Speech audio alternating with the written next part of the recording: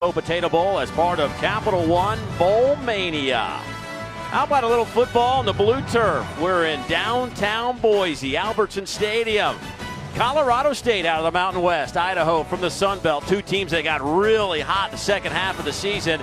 Colorado State 7-5, Idaho finishing up 8-4. It's all coming your way here in a matter of moments. Dave Neal alongside former University of Georgia All-American Matt Stinchcomb, also some time in the National Football League as well. And Matt, certainly when you talk about this Colorado State team and Mike Bobo in his second year as their head coach, back-to-back bowl games, fourth straight year for the Rams in a bowl game. But what a job he has done, because this season didn't start out great and he had some issues at quarterback. But nonetheless, when it comes to offensive numbers, few teams put up the kind of numbers they did the last 5 games of the season. You know, part of it was a function of the competition that Colorado State faced, but a lot of it was attributable to the turnstile at the quarterback position. But when they went back to Nick Stevens, that offense really found its legs, and you can see the numbers as it's broken down over the course of the year. The last 5 games, nearly doubling their scoring output. The explosive plays of 20 yards or more stand out, and their ability to protect the passer. Sacks allowed, only 1. Keeping Nick Stevens upright helps this offense, and it also allows him to get the ball to playmakers. And Michael Gallup at the wide receiver position, who has really emerged coming out of the JUCO ranks. Took him a little bit of time to acclimate to this level of play and to this offense. Needed to know where to line up, needed to know which routes to run. They found ways to get him touches. They're going to make sure to get him the ball early in this ballgame here today. They'll have their hands full with this Idaho team, and Paul Petrino, what a job he has done. He took over an Idaho team that certainly was having trouble just winning 1 game a season, but they have found a way. They got a little bit better last year with 4 wins, but this year 8 wins. Unbelievable when you think about where they were. This is a club that won 4 straight down the stretch to get here to a bowl game. You know, Paul Petrino, the fact that he's been able to keep this team together, to utilize the fact that there's going to be an exit from the Sun Belt Conference, he uses those to create kind of a chip and a leverage for his football team to get them to play way above their head. What a strong finish to the year. All right, should have a lot of offense on the field tonight on the blue turf here at Boise. A lot of fun. It's the Rams, the Vandals. It's all coming up. Kickoff is next. Stay with us.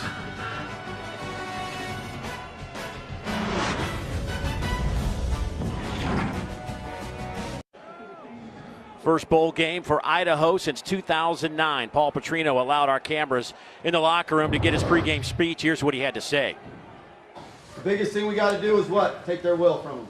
All right, you just keep fighting, keep fighting. It's not going to be a 1-round fight. It's going to go 15 rounds. We're going to get to the fourth quarter. We're going to put our fists up, and we're going to win with the 4 C's. Everybody got that? Yes, sir. We got to take their will.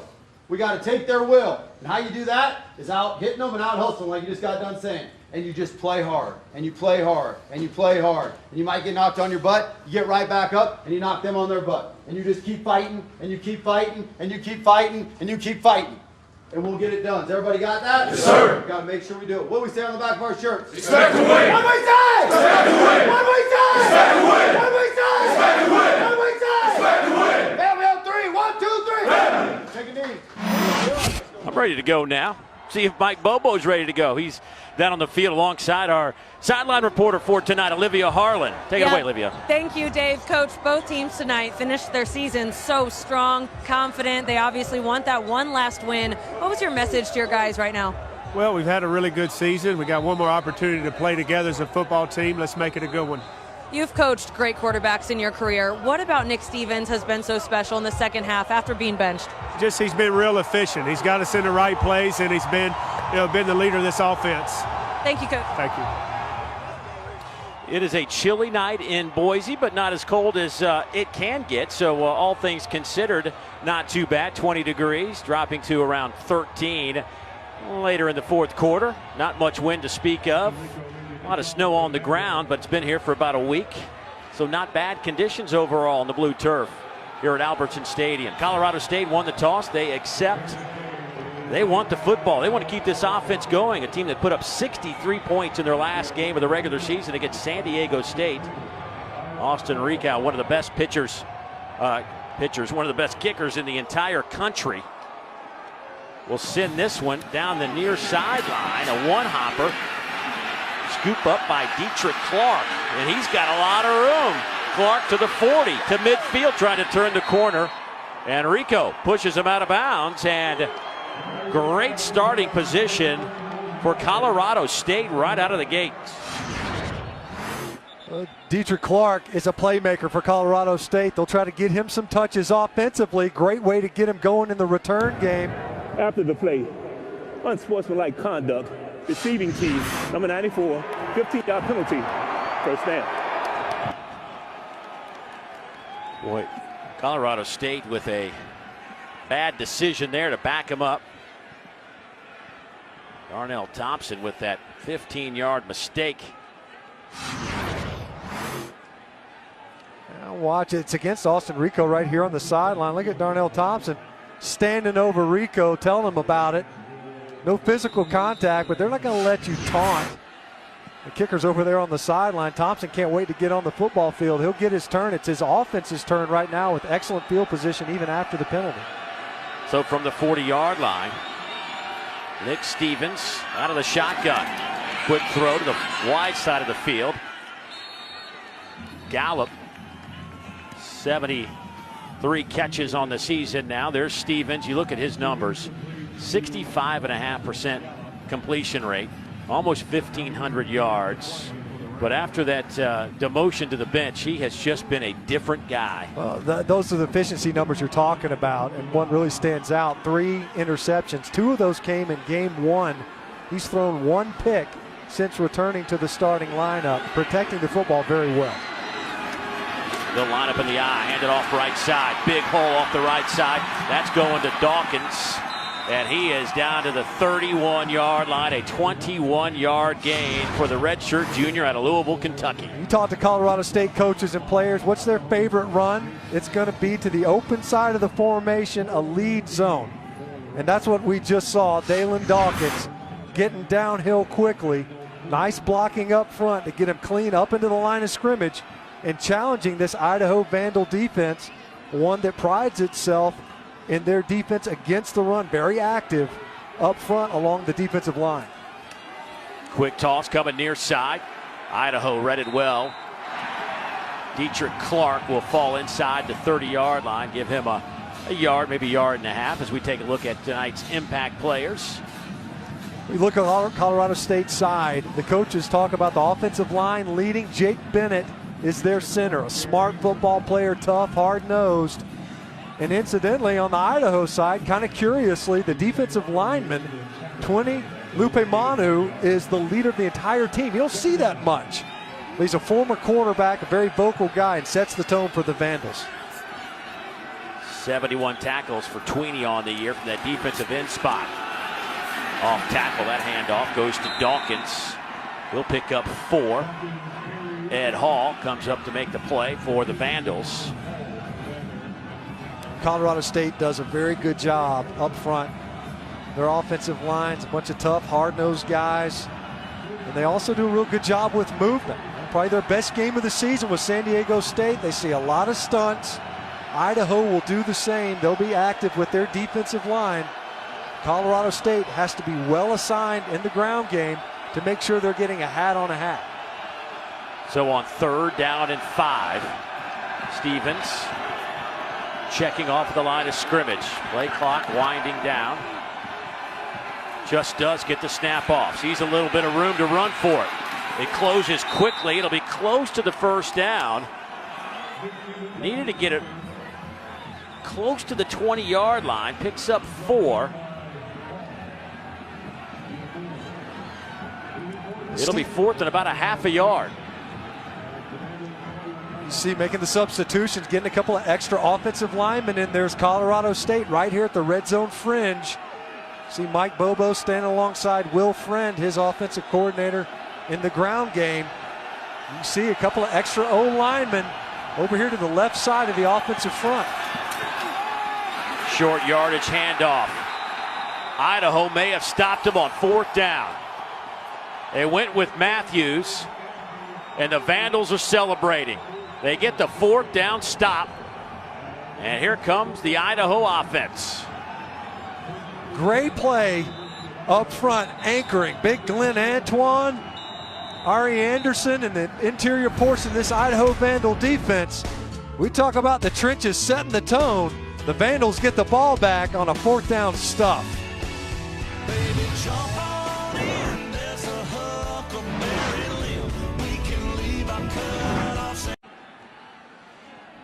So the Idaho defense comes up with a great 4th down stop to give their offense the football. The Vandals will have it right around the 21-yard line. An offense that comes in averaging about 26 points per game. 141 yards rushing, 238 through the air. Linehan, little razzle-dazzle right out of the gates, but not going to work against Colorado State. A loss of 8 on the opening play as Jamal Hicks, the true freshman, makes the play. They don't throw a lot of play action in Idaho. It doesn't get a heavier play action than this when you actually hand it off. But Jamal Hicks, the true freshman coming in from his safety position, had already cheated down. He was at the line of scrimmage as the ball was snapped. Great recognition. It got down there before anyone could get loose in the secondary for the Vandals. So Linehan on 2nd down and 18 going up top, and that one was batted away. A little bit underthrown. Kevin Nutt defending Hightower. And Kevin Nutt, Colorado State's best cover man downfield, singled up with Kalen Hightower over there on the edge. They're trying to get Hightower going, but Kevin Nutt, one of those guys, they trust him in coverage. He'll play to the field side most often in their secondary. Already we've seen Colorado State able to get home with their pressure package. On 3rd and 18, Vandals will run it. They'll go with Saunders. Hicks there to make the tackle, pickup of 8, but now it's 4th down and 10, and Idaho will send out the punt team.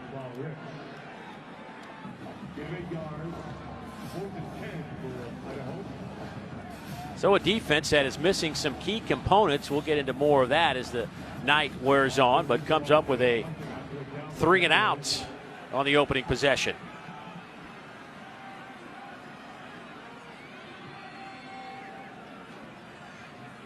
Austin Rico, an outstanding punter, first team all Sun Belt. 37-yard punt, no return. But Mike Bobo, offensive coordinator at Georgia, still calling plays, loves to do a lot of different things with his formations. You know, in the Sun Belt, they don't see a lot of this for Idaho. And you start a football game for San Diego State, an empty backfield, 5 wide receivers. Next play, 2 backs in the backfield, 2 tight ends. Then the very next play, 2 backs in the backfield and a tight end attached on the end of the line of scrimmage. We've already seen the additional linemen. This time they're unbalanced with 2 O-linemen in the offensive backfield. And then 11 personnel, 1 back in the backfield, 1 tight end. And then when they open it up the most, they'll just have that 1 back in the backfield, play 4 wide receivers. Lots of different personnel groupings and a lot of different formations to prepare for. They'll line up in the I and just run it off the left side. They'll go with Izzy Matthews. No gain on the play. Vandals stop that with Caden Ellis. Well, Paul Petrino said if there's a better linebacker in the Sun Belt Conference, he wants to see him. Caden Ellis, son of Luther Ellis, defensive lineman, longtime player for the Detroit Lions, a former quarterback, had to learn to play the linebacker position, always around the football, and is a takeaway machine. 5 interceptions on the year. Stevens will throw, and that one is picked off at the 40-yard line. Jason Jordan with the interception. That is number 6 this season. His 14th of his career. Watch Jordan. He's right here, number 4, and he's just going to watch the eyes of the quarterback. Stevens coming off the play action fake, and you see him dropping right underneath that route, trying to get the ball to Olabisi Johnson. And Jordan is right underneath that throw, something Nick Stevens has not done a lot of, as we mentioned, just the 1 interception since he returned in week 7. But one thing that the Idaho Vandals have done phenomenally well is take the football away, and already here with the turnover. Had 6 turnovers in their last game against Georgia State to finish up the regular season. They'll go with Saunders on that run. And for Jason Jordan, he had 2 picks in that game against the Panthers. Matt Linehan, the junior quarterback, he is just a model of consistency. Numbers almost identical to what they were a year ago. An opportunistic guy. They love his accuracy. Obviously a son of a coach, Dad Scott, offensive coordinator in the NFL ranks, always around the game. Paul Petrino loves the mindset of his quarterback. Linehan, he'll be dropped back at the 42-yard line. Toby McBride, another true freshman, getting some work, a loss of 3. Already something that Colorado State hasn't done a great job of all season is get pressure with their defensive front. Watch here, though. They're going to end up coming and getting this edge pressure from Toby McBride. Watch him just kind of power through and then collapse back inside. Linehan trying to squeak up in the pocket. You see him getting up in his offensive lineman space. I got to have time to operate. They love McBride. He's got a lot of growing to do at only 245 pounds, but a hard-nosed player that's really come on. 4-man rush on 3rd down. Over the middle and a little bit high, incomplete. You can see it's going to be a difficult day, perhaps, unless things improve for the Idaho Vandal offensive front. Linehan has been hit at least 4 times in this game already, sacked twice. Once again, gets pressured. Evan Colorado, number 43, he's working against Buck McCowan. You see Cowan, there's a good receiver, not necessarily excellent pass protection. Colorado just overpowers him.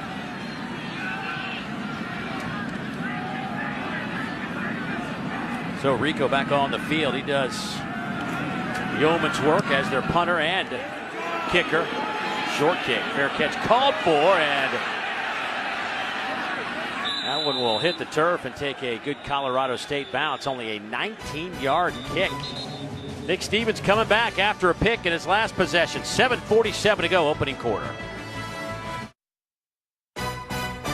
The Famous Idaho Potato Bowl, brought to you by Famous Idaho Potatoes, Audi, and the Capital One Venture Card. Earn unlimited double miles on every purchase every day.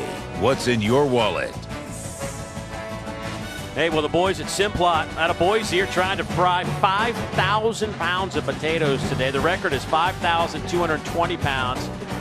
They are boiling all those, frying those potatoes out there, those French fries. They brought some of those up here. Now, this was a big thing earlier, folks. Relax. I didn't need all that, okay? Let's not overstate things. Okay, we have a bunch of guys in the back that have helped a little bit. But that's really where most of it it's amazing what those guys are doing out there. Think about that for a minute. 5,000 pounds. They're trying for the record. Now, we'll try to keep you updated on if they're able to get it, but they fry the potatoes at 90 seconds at 370 degrees. I might go sit in that if it gets any colder, by the way. Loose football. Picked up by Colorado State, a loss of 7. It was Dawkins who fell on it. That was a dangerous play. You see Stevens reverse out and toss it, and Dawkins had both hands on it. He's looking to put the ball away, and he put his eyes on the line of scrimmage, and I think just got ahead of himself. Dawkins already in this game, ripped off a couple of nice runs. Without Marvin Kinsey, who's injured in bowl prep, Dawkins is the more likely of the 2 players to be a game breaker. And you see, if it's Tony Lashley in there, no, it's Jayshon Jordan. He came up with a big interception.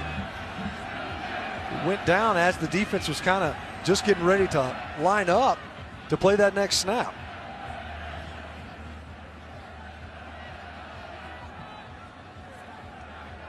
As Jordan pops up, hopefully not too serious. Give us a chance to remind you that on December 30th, it's the Capital One Orange Bowl.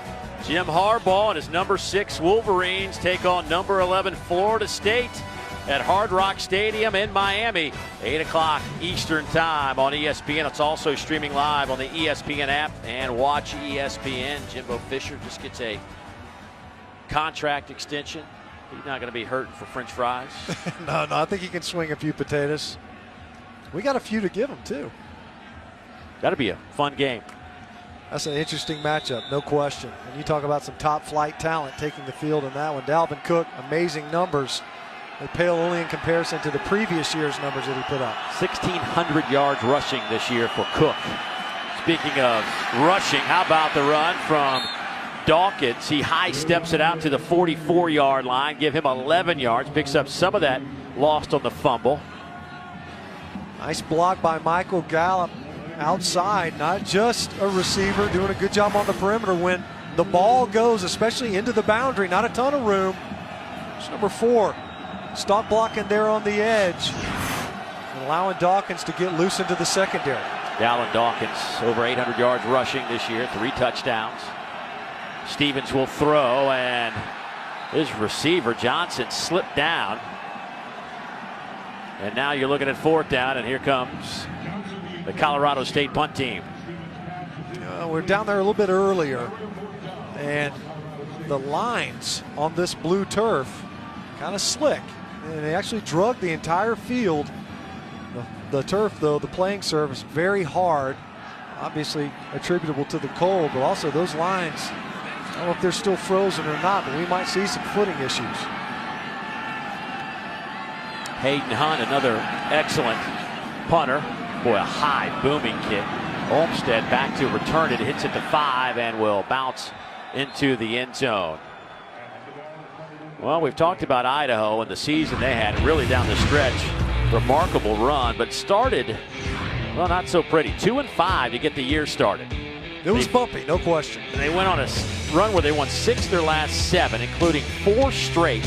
It's the most wins for the Vandals since they won 8 games in 2009. Actually came to Boise and played the Humanitarian Bowl and won that game for a 9-win season. Have a chance to tie the school record with a victory here today. A challenging start. You play Washington and Washington State back-to-back weeks. Those aren't necessarily confidence-building games. 2 top-flight schools, obviously one among the top 4 in the Washington Huskies. Handoff left side to Isaiah Saunders.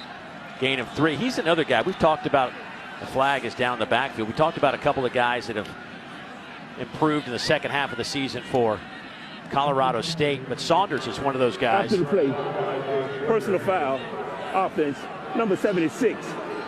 After distance to the goal, 2nd down.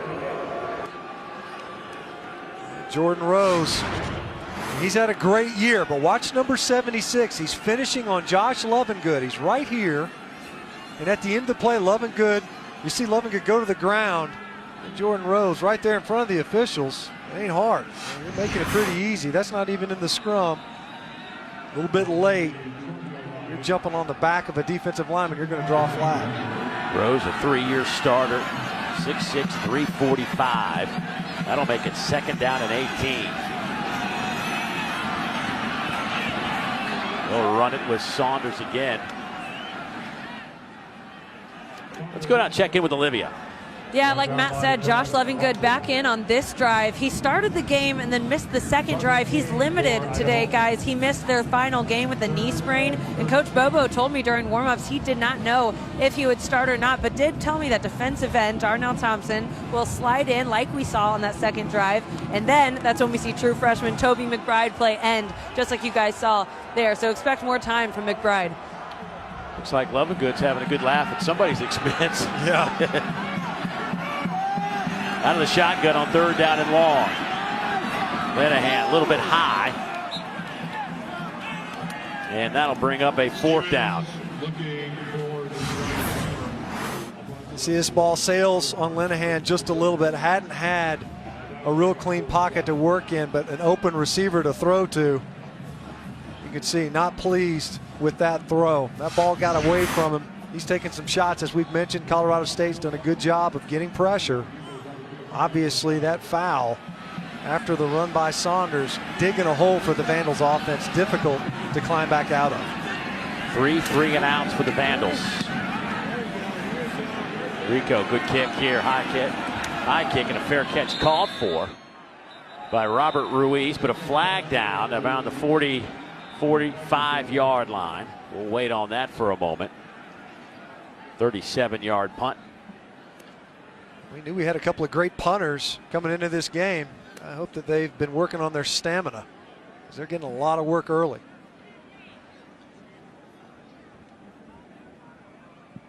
Our officiating crew out of the American.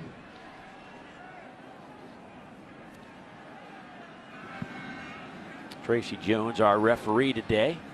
Guys all bundled up. During the kick, holding, receiving team, Number 42, 10-yard penalty, first down, timeout. So we'll take the break as well with 5:06 to play in the first quarter. Michael Gallup has had a remarkable season. His first year at Colorado State. We'll see what he can do when we come back.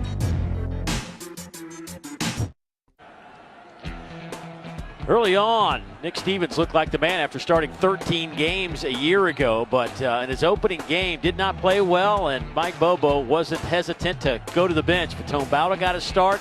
Nick Stevens on the bench. Patone Bauta didn't do well, and they went with Colin Hill, the true freshman. He started to play very well. Nick Stevens didn't think in his mind when we talked to him that he was going to see the field again.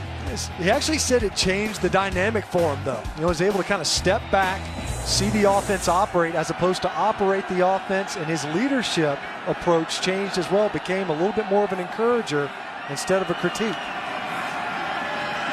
Some more play action. Stevens to the sideline. Dietrich Clark makes the catch. Unfortunately for Colin Hill, the true freshman out of Moore, South Carolina, who put up some good numbers in his run as the starting quarterback, got injured, out for the season, and allowed Stevens the opportunity to get back in as the starting quarterback. And Stevens has just blossomed. He's completed 71% of his passes in his return. It's almost like he hit the reset button in that time off. Pickup of 3. For more on Stevens, let's go down to Olivia. Yeah, guys, Nick Stevens, very candid about what it was like being benched that time after being the starter for the first game. He said it was very trying, and his wife, Haley, got him through it a lot. They watched film together. She's very supportive, and his offensive line, they even went out to eat every week. They upgraded from Chili's to Outback Steakhouse. I believe those are the bloomin' onions. You guys might be familiar. I'm not. Stitch, perhaps. Out of the eye. Big hit, the line of scrimmage on Matthews. Tony Lashley comes up, the sophomore out of Kansas City. No gain on the play. Lashley, over 100 tackles now, leads the team in that department. That's right. Very active from his linebacker spot. Watch him work his way through traffic, but it's Jayshon Jordan once again coming up from his safety position that really laid the wood on Matthews. Big physical runner. And Jordan now we've seen already having a big game. Interception now coming up in run support. Having himself a strong game after leaving the field seemingly injured a little bit earlier. Short kick that will hit at the 29 and bounce out of bounds. And they will spot it at the 25-yard line, so a 33-yard punt. This college football bowl season, stream every game live on the ESPN app and on Watch ESPN. Download the app or visit watchespn.com today. Colorado State and Idaho scoreless here in Boise. First quarter football, 3:15 to go. Dave Neal, Matt Stinchcomb, Olivia Harlan down on the sidelines. And we expected some offense here, this especially from Colorado State. They were averaging close to 50 points per game second half of the season, but they have just produced 49 yards to this point. That handoff goes to Isaiah Saunders, and he'll pick up 5 out to the 30. Nelson Bass, the junior linebacker, makes the play. We were talking about Saunders a little while ago, and he was kind of just a roll guy until about midway through the season, but he has averaged over 100 yards a game over the last 4, Stinch, kind of out of nowhere. He really has. You know, that was one of the things offensive line coach and coordinator Chris Sinkovich mentioned. It took them a while to establish what they wanted the rotation to be. Go with Saunders again. They have given a heavy dose of the football to Saunders. Along the way, he's averaged over that 4-game stretch over 20 carries per game. Been a workhorse. He is more the thumper. You see, picking up a first down, fans are cheering somewhat, probably in a mocking sort of way, because it's been a leg wrestling match so far between two punters. But a good leg wrestling match. Yeah, very impressive punts. So on first down, Linehan will throw. Pass is caught, and that'll be close to another first down. Kalen Hightower on the reception. He'll have 11. And they'll move the chains. Hightower was a guy they were counting on coming into the season to be their big play threat. Battled injuries early, and he's really just started to round into form towards the latter part of the season. We've seen him already targeted in this game. First completion to move the sticks. Yeah, 57 catches a year ago. Tough run by Saunders, picks up 4. Right at the midfield stripe. Clearly the best drive to this point for Idaho. Saunders, on a couple of different carries, has really demonstrated some nice patience. You want guys to waste time in the offensive backfield, but you also don't want them to panic. You don't want to attack the line of scrimmage too quickly before the blocks get set up. Linehan near side, lofts it up in the air and behind his receiver. Deion Watson, no flag on the play. Jordan Vaden on the coverage for Colorado State. May be important to mention, a little bit short-handed in the back end. Vaden singled up. This is a huge size advantage. It's Deion Watson, they put him in there as a tight end. He's 6'4". So you're talking about a 4 or 5 inch advantage. Vaden, one of the taller secondary players for Colorado State. Probably one of the best matchups they could have had versus Deion Watson out wide. 3rd down, Linehan looking for Cowan, incomplete. So this defense that is missing Kyle Robinson, who is out with an injury, high ankle sprain. You're missing O'Shea Jackson. This looks like just a busted assignment. Just coming in free, untouched, and just absolutely leveling Matt Linehan, who we mentioned has already taken some shots. RJ Jean's one of those guys that's really come on as a pass rusher. You better know where he is on a passing down. Well, we mentioned O'Shea Jackson, violation of team rules. He's not with the team. Same can be said with Deshaun Mays. Braylon Scott is not with the team for this bowl game. The free safety. Got a couple of guys banged up, and Love and Good and Johnny Shoup. But so far, this Colorado State defense has held up nicely.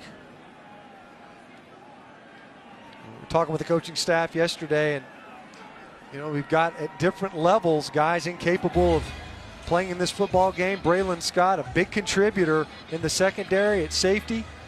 Mays and Kyle Robinson at the linebacker positions, and of course O'Shea Jackson providing needed depth along the defensive front. The Ram defense having to rotate some young guys in there. Jamal Hicks, Toby McBride, both already making big plays. Single setback is Dawkins, and he'll dance his way for 3. Ed Hall making the stop for Idaho. Idaho so active up front, run down stunts where they've got their defensive tackles and ends swapping responsibilities. Quick snap, high throw, it's incomplete. No flags anywhere. It'll be 3rd down. Trying to get the ball to Gallup, and we've already seen them get the ball to Dietrich Clark or try to, lined up at the running back position, but it's Gallup that is one of their most explosive playmakers, especially without Marvin Kinsey in the offensive backfield as a runner. It's number 4 at the wide receiver position that needs to make a mark on this football game.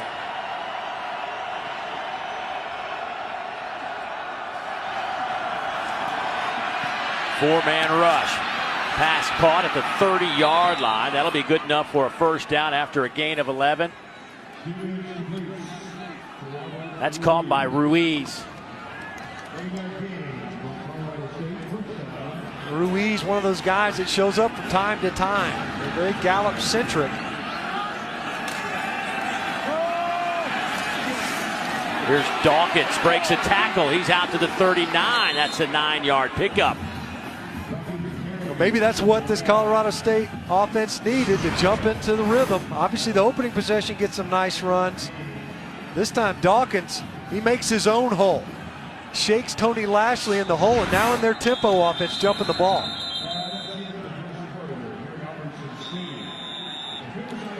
End of the 1st quarter.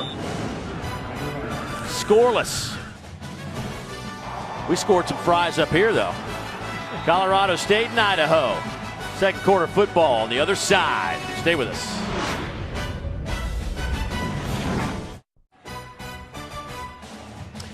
You're watching the famous Idaho Potato Bowl, part of Capital One Bowl Mania.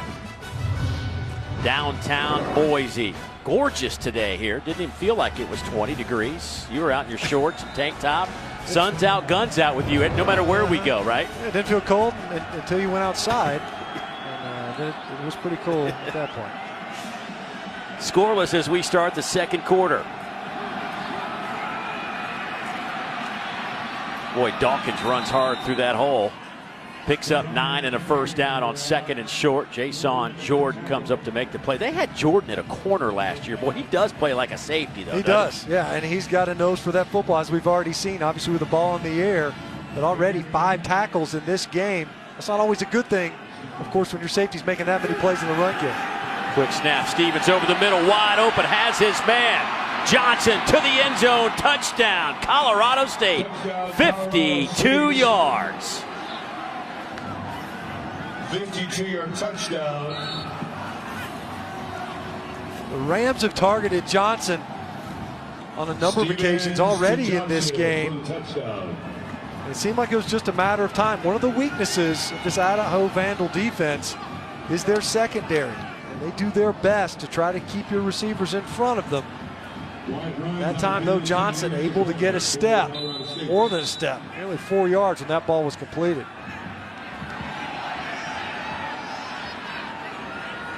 6 plays, 84 yards. Wyatt Bryan with the point after. It's up and good. So the quick snap catches Idaho flat-footed. Olabisi Johnson, his 3rd touchdown catch of the season. So here's Johnson up here at the top. He's just going to run a post, and there's no safety help deep. Look at this open area that he can run into. Off of the play action, out of the I formation. There's a route underneath to draw the attention of the safety, and DJ Hampton gets beat in coverage with no help on the back end. And Jason Jordan jumps that route underneath, and you've got Olabisi Johnson running free, and Nick Stevens, after a pretty rough start to open up this game, has to feel pretty good to finally get loose and hit a big play downfield. First catch of the night for Olabisi Johnson, his 22nd catch of the season. And again, Colorado State strikes first against their opponents. They needed to. Hayden Hunt needed a break. I can't think of anything else. Score some points and keep your punter off the field. Boy, short kick. Fielded on one hop on the back end by Denzel Brantley. Brantley scoots his way out to the 34-yard line. 24-yard return for Denzel, the redshirt freshman out of California. Well, they really like him. He's shown some flashes of some upside potential at his running back position. Didn't get a ton of carries, obviously, with Aaron Duckworth, Isaiah Saunders back there. But they like what they have in Brantley.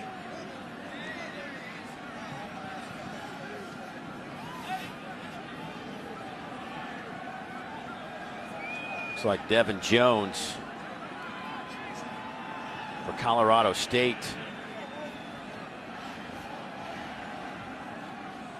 You see him, it looks disoriented, either that or disgruntled, one or the other.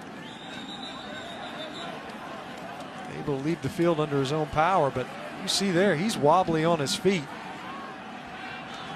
Keep an eye on him. I'll be surprised if he doesn't. He'll certainly, I think, go through the concussion protocol on the sideline.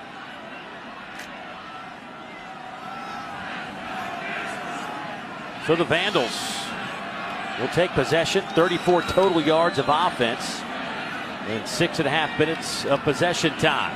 First attempt at the 35. Linehan. He'll tuck it and run.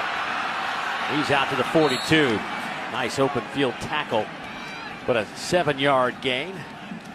True freshman Max McDonald coming up from his linebacker position. Max protection. Left a couple of extra blockers in there. Only a 4-man rush from Colorado State. Nowhere to go downfield. And as we mentioned, Linehan's opportunistic. Not scared to tuck that football and run and pick up positive yards. Smart play that time by the Vandal quarterback.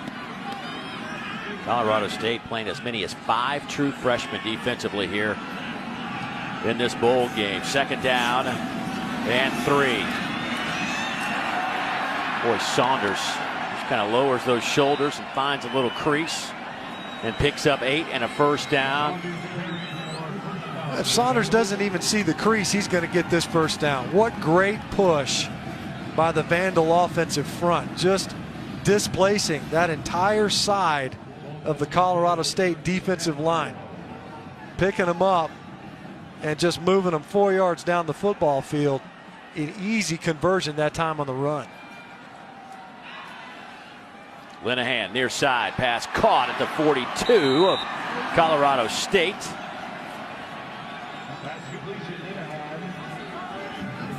That'll pick up 9. And Sanders with his 25th catch of the year. They talked about taking some shots downfield. Here you are in plus territory, 2nd and short. Now's the time to try to go up top and challenge Colorado State. There goes Saunders off the right side. He is hit by Lovingood. Gain of 3. Another conversion now. Both of these offenses maybe settling back down. A little bit of a layoff. We mentioned how hot these teams finished the seasons respectively. You see Lovingood making his way back off the field. They're going to be very judicious with his snaps. Banged up in this game. Try to leave him in spot duty if they can. But right now the Vandals moving the football well. On 1st and 10, Linehan coming near side. Flag down. Pass is caught inside the 5.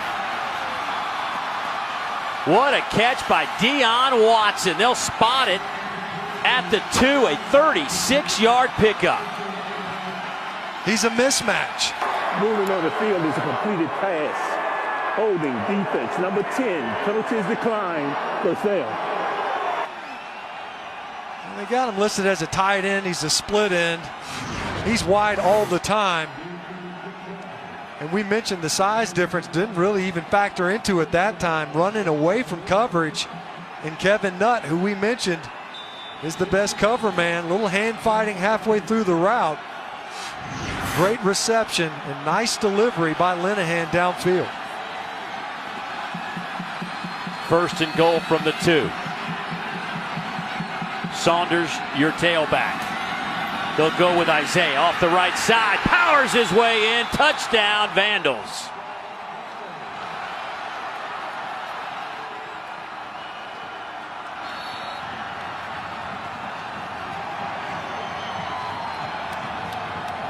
So the Rams go down the field, get a big score off a passing play. The Vandals get set up with a big bomb downfield as well, and then Saunders able to power his way in there behind the block of big Jordan Rose. All 6'6", 345 pounds of them. Both offenses waking up a little bit in this ball game with some explosive plays to set up these scores.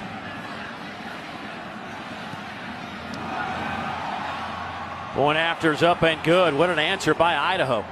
Oh, excuse me, off to the right. Did not make it. 12:03 to go. But Saunders, he has carried this team in terms of the run game the last month of the regular season. But the point after, wide right, makes it a 1-point game.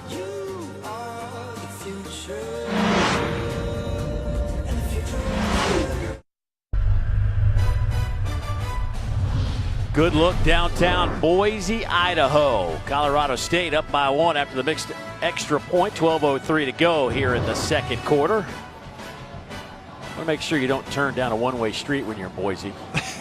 Who would ever do that? I don't know. Nice people, though. Nobody honked, though, did they? No, they were very polite as we endangered our fellow motorists. That's what happens when you're malnourished, man. It was a long flight. I was hungry. We'll see if that mixed extra point, comes back to bite the old Vandals. A lot of time left. By the way, that was the first missed extra point by Rico all year. He was 35 of 35. He's been fantastic all year, 26 of 29 in field goals as well. Time now for our drive recap, brought to you by Gildan. And what an answer it was for Idaho, as Saunders has done what he's done, and that is power run it, and nice throw from Linehan. Finding one of his favorite targets downfield in Watson, a big target at that. And then, of course, Saunders finishing what he started on the ground, powering his way into the end zone. And this time, the Vandals offensive front really asserting itself versus Colorado State. And you wonder if some of those missing bodies up front for the Rams defense is going to begin to show up more in this contest. From the 25-yard line, Stevens, little shoulder fake. He'll air it out. Well, that's got to be caught. Olabisi Johnson. He pump fakes on a double move to Johnson. And I think he's just late getting this ball out. I don't know what he was waiting on to get the ball there late. It was underthrown. And again, you still got to come up with that catch. But for sure, DJ Hampton bid on the pump fake. False start. Offense. Number 4. 5-yard penalty. Second down. Gallup getting a little head start. You know, Gallup's probably the primary receiver on most of their passing plays. But for sure, when you see a receiver jump off sides, you better know that he's expecting the football. That's a guy that wants to get loose. That time a little too anxious and puts his offense in a hole after an incompletion on first down. Gallup has 1 catch tonight. Game end was 71 on the season.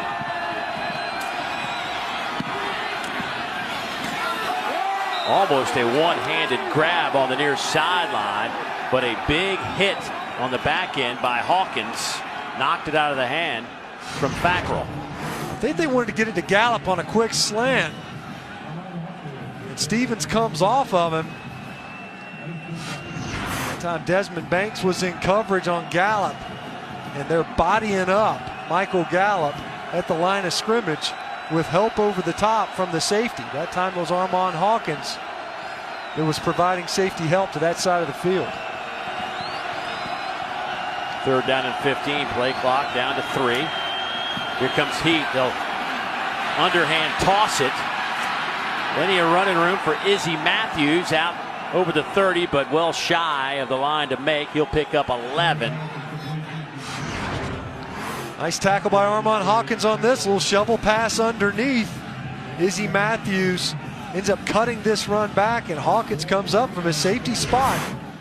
We mentioned he and Jayshon Jordan on a couple of different occasions in this game, doing an excellent job in run support. Obviously Hawkins with the big hit on the pass attempt, and then coming up and making a nice tackle off the shovel pass.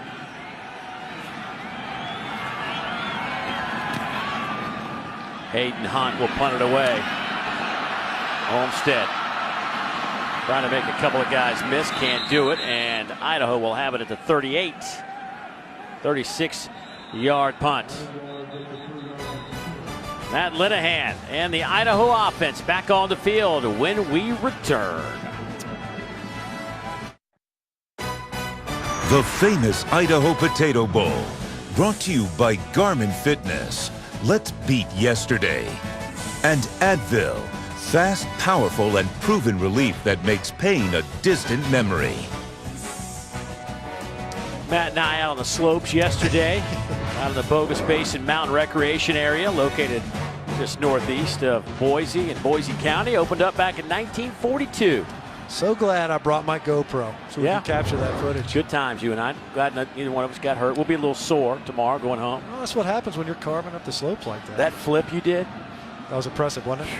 I look smaller on skis, don't I? Yeah. A little bit shorter, 80 pounds lighter. 1st down and 10 for the Vandals from the 38-yard line. So running with Saunders again this time. Not much happening. Kevin Davis on the tackle. Let's go down to Olivia. Well, guys, the elevation is nothing new to either one of these teams, but this does rank pretty high of all bowl games in terms of elevation. Coach Bobo, of course, came from University of Georgia and took some getting used to for him personally, you know, just the working out, the daily life. But he said his players who are not from the mountains, it always takes a couple weeks for them to get back accustomed when they get to practice. Thanks, Olivia. Linehan going up top, pass is caught on the wide side. Onward with the reception. They'll spot it at the 28-yard line. Tried to get the ball deep to Onward earlier in the first quarter and challenging Kevin Nutt yet again in coverage. Look at Kevin Nutt. He's checking in at 5'10". Onward at 6'1", showing some of that size, and Linehan giving him an opportunity to make a play. That was a contested catch. That was right there. Onward able to fight for that football and come down with yet another explosive play in the passing game. Boy, it looked like Kevin Nutt might have, his way he came face first, like his head just kind of slapped on that turf. At the end of that play, he got a little twisted around too. As he's coming down, you see number 10, and that ball goes right between Kevin Nutt's hands. I don't know if he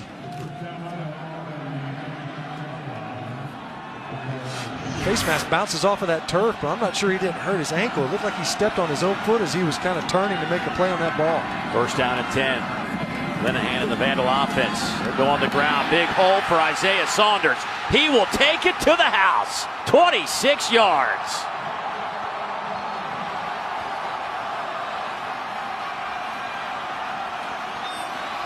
Nice blocking up front.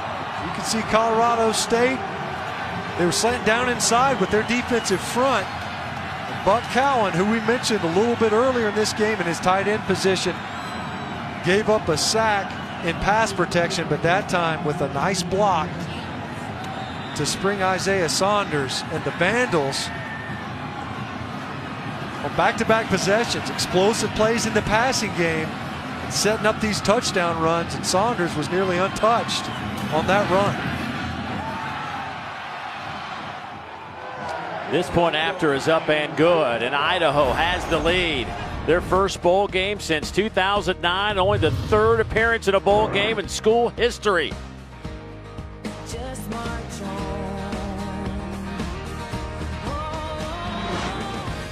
I'm walking on the upward. The Vandals winners of 4 straight to finish out the regular season, up 6 here in the second quarter over Colorado State. Isaiah Saunders, 2 touchdowns in this one. The last one very impressive. 13-7 ball game here in Boise. Impressive 2 drives for Idaho. Matter of fact, their first 4 drives produced 4 punts and 34 yards. Their last 2 drives, 11 plays, 127 yards and 2 touchdowns. Line drive kick taken by Dietrich Clark. He's an explosive player. He has popped at the 25. Let's go back to that touchdown. I was talking about how patient Isaiah Saunders is. It's just a split zone, but watch, Colorado State's going to rock inside. Lashley's going to come outside, and Cowan is going to come opposite the flow of the blocking. And you see Saunders patient enough to allow Cowan to clear the backside, and he just hits that run straight downhill. One missed tackle. Desperation around his ankles. He runs right through that one, is in the end zone yet again. Nice running in this game by Isaiah Saunders, complemented by some explosive passing plays. 74 yards on the ground by Saunders. Let's see if Colorado State can answer. First down and 10. Stevens, boy, almost got hit with the football in his hands. Gives it to Clark, and he is hit right at the line of scrimmage and falls forward for about 2.5 yards. So here's Lupe Manu. Watch him get upfield real quickly. See him, he reads that pull, almost takes the handoff. Harkening back to his quarterback days. Boy, Idaho playing some inspired defense. Anderson and Hall, gain of a yard. Right now, the Vandals playing with a ton of energy and emotion. Off of those big plays offensively, the defense opened this game with a big 4th down stop. They were able to weather a storm after a big play by Colorado State in the passing attack. And right now, the sidelines and the fans very much in that end zone fired up for the Vandal defense. 3rd down and 7. Stevens 5 out of 10 through the air. Will throw it again. The slant hits his target, Michael Gallup. Just his 2nd catch of the evening. They brought pressure. Kind of a unique defensive front look that time. Gallup by himself ends up sliding down. Probably could have run for many more yards after that one. Lupe Manu again from his defensive tackle position, collapsing the pocket inside out. That time Stevens able to deliver a strike to Gallup. Give the Rams an opportunity to line up in that I formation. They'll go with Dawkins at tailback. With toss sweep. Lashley flying to the football, gain of 2. This is a staple for what Colorado State likes to do. They've already shown that zone lead to the split side, but Lashley from his linebacker position, all the way from the weak side of the formation, he's the playmaker for the Vandals. Vexing so far Mike Bobo's offense. You can see the head coach and play caller for the Rams trying to get his team going as they have this possession, needing to answer with a score.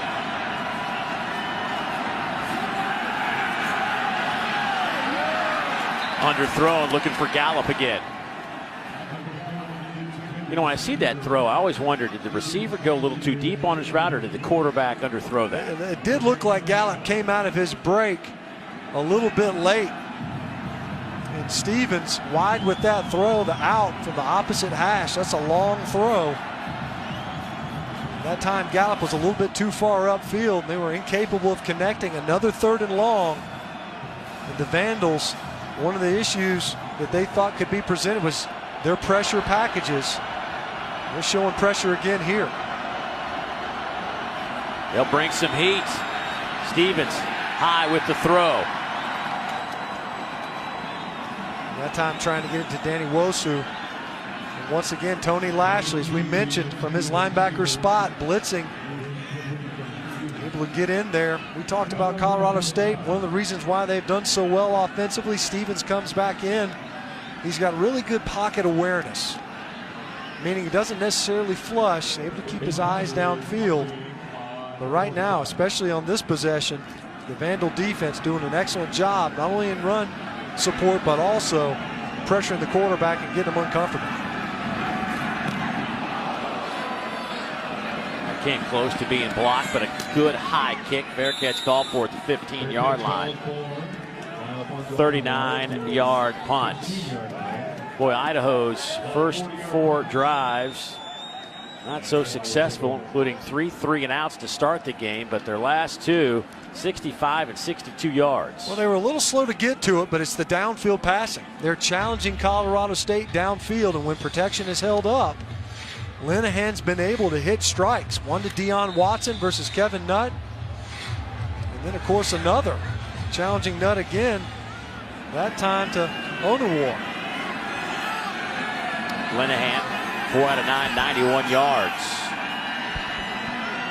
Backed up at the 15.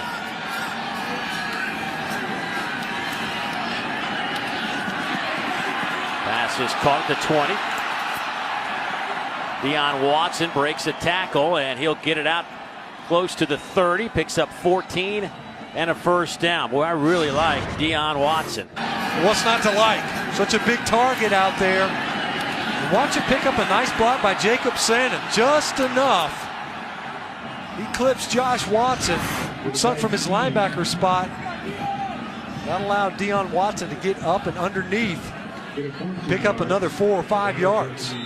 Well, he's got some skills out there. His dad, outstanding hoopster for Idaho, career rebounding leader, second in block shots, still on the Vandals list. Looks like he could play some hoop in his day as well. Another strike at the 40-yard line. They'll say that ball is complete. An 11-yard pickup. That goes to Buck Cowan. We mentioned Buck Cowan a couple of times, but mostly for blocking. These excellent hands, though, has earned the trust of his quarterback, Matt Linehan. At that time, you saw why in traffic, able to secure that pass, keep it off the turf. So a couple of first downs will move it out to the 40-yard line. Now they'll go with Saunders, who he's hit right at the line of scrimmage. No gain on the play. Valerito comes in from his defensive end spot. We mentioned both of these defensive fronts are going to be active. Watch Colorado loop inside and just levels Saunders. Free run at him right down the line of scrimmage.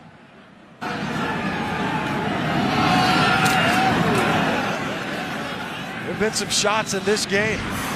We've seen a couple of Vandal safeties come up on plays.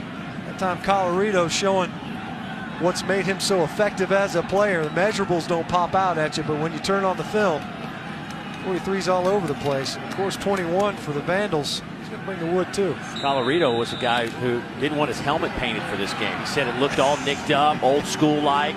Look at it. Yeah, look at it. There's no shine on that sucker. Don't wax this thing up. I want him to see the battle scars.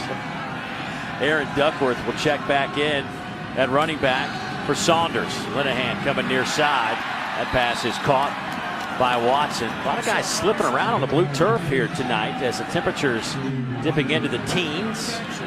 Well, obviously an artificial surface. If the blue didn't give it away, you're not painting grass here.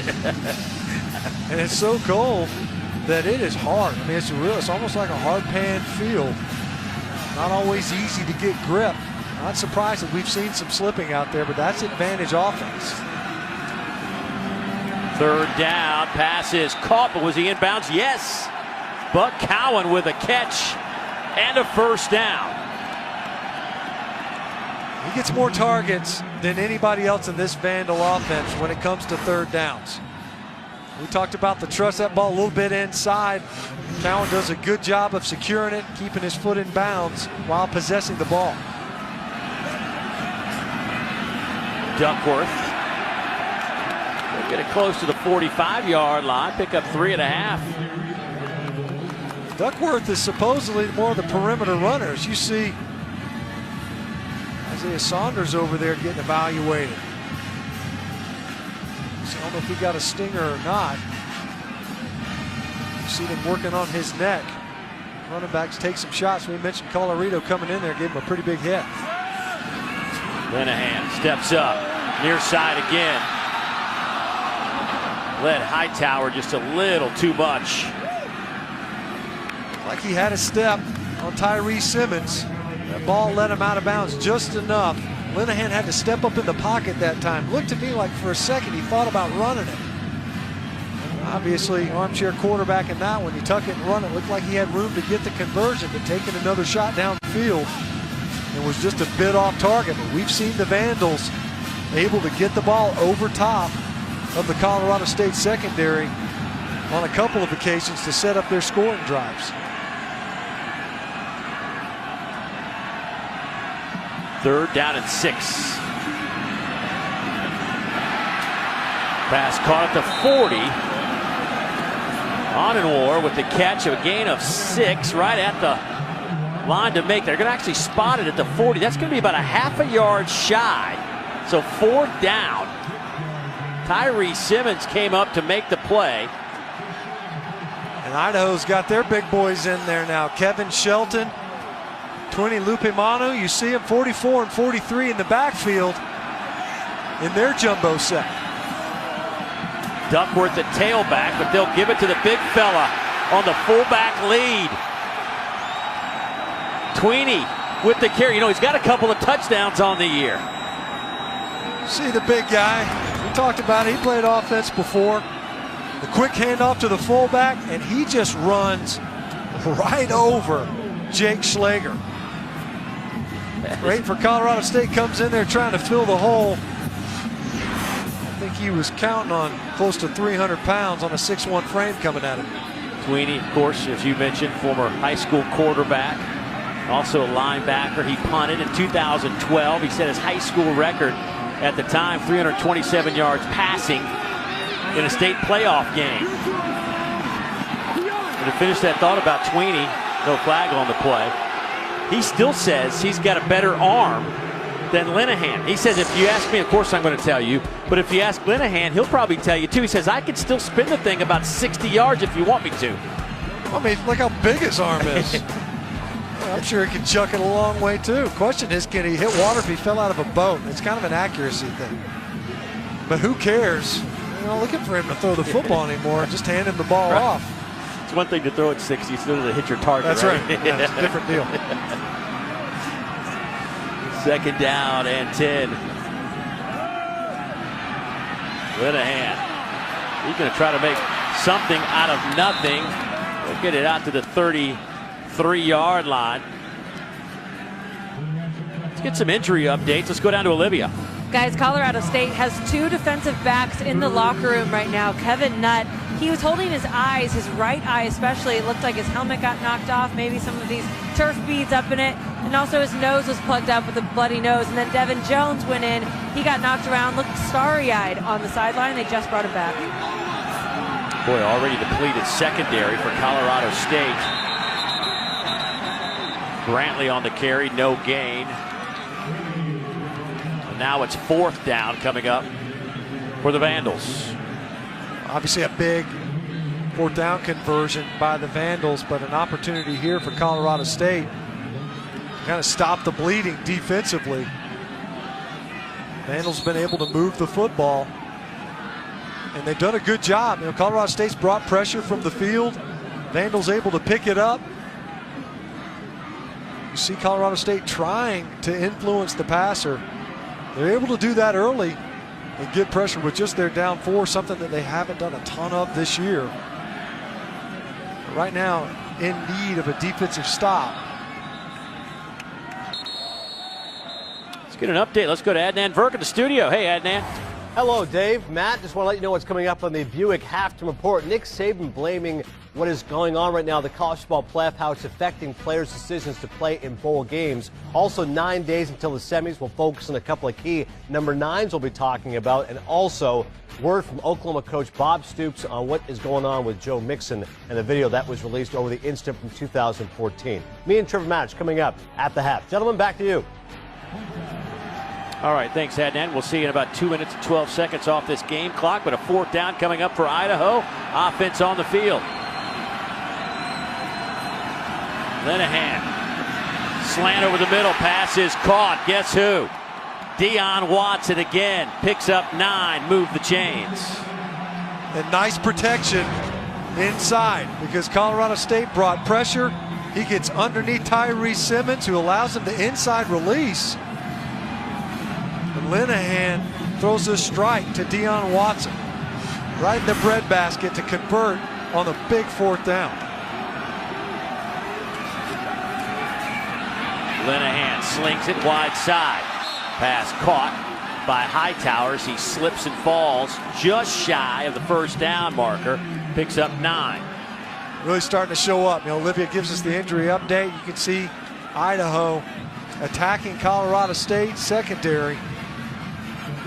Came into it thinking that they had opportunities downfield. And some of this attrition in play so far has only encouraged the Vandals. Duckworth on that carry. He'll pick up a couple. Clock at 1:40. 1st down for Idaho. Right now, Idaho just playing more physical brand of football, able to pick up the yardage they need on the ground, picking their spots in the passing game as well versus the Colorado State defense. Doing a good job up front in protection as well, picking up the pressures when they come. Out of the pistol formation, Isaiah Saunders back in the game for the Vandals. They will do the little end around That'll go to Hightower. He'll pick up 4. Clock goes under a minute. I've seen a ton of perimeter runs from Idaho in this game. Most of it has been between the tackles, downhill runs. Get the ball to Hightower. Not only are you giving a playmaker a touch on the football, but also stretching the football field all the way to the sideline, making the defense play the entire field side to side. Here's Saunders. He gets into the 6 and a stop there. Idaho going to have to use one of their 2 remaining timeouts. Kevin Davis coming up to make the play. 6 stops for Davis. 3rd down coming up. Clock sits at 31 seconds to go before intermission.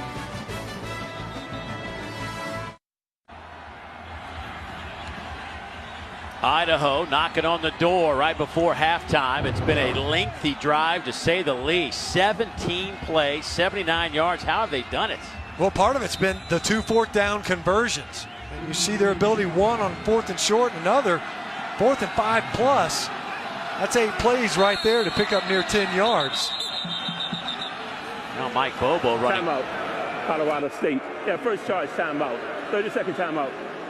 He ran all the way down inside the 10-yard line to get that timeout before the play was snapped. Hey, tomorrow we'll have a bowl triple header for you right here on ESPN. At 1 Eastern, it's the Popeyes Bahamas Bowl as Eastern Michigan takes on Old Dominion. Then at 4:30, it's the Lockheed Martin Armed Forces Bowl with Louisiana Tech and Navy. And at 8, it's the Dollar General Bowl as Ohio takes on Troy. All 3 games are also streaming live on the ESPN app and Watch ESPN.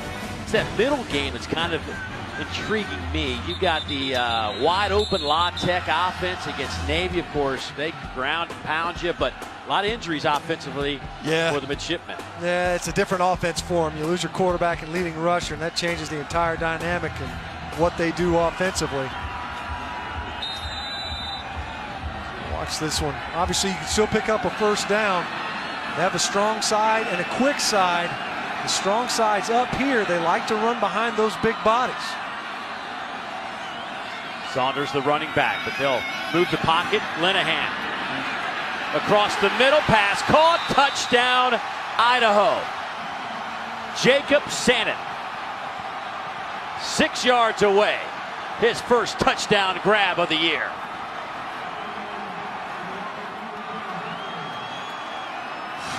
Three straight offensive drives by the Vandal offense.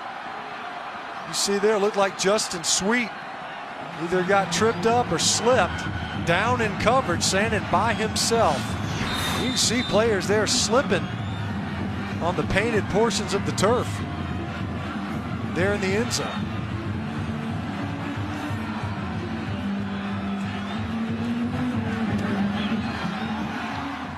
Point after is up and good. 20-7. Idaho, 3-3 announced to start the game. Well, to finish the half, it's been 3 straight touchdowns, and they lead it 20-7.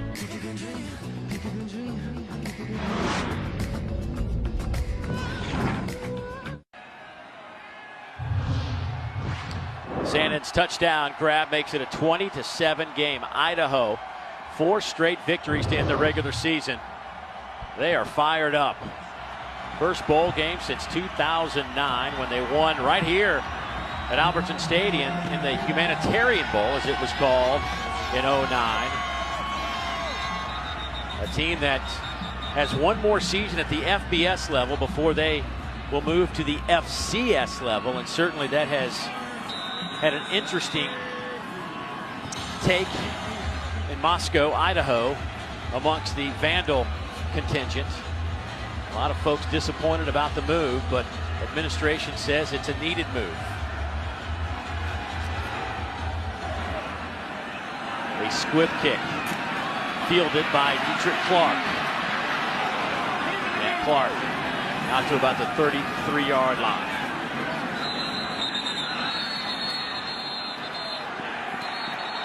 Flags start flying here, and guys getting a little chippy. 1, 2, 3 flags, 4 flags.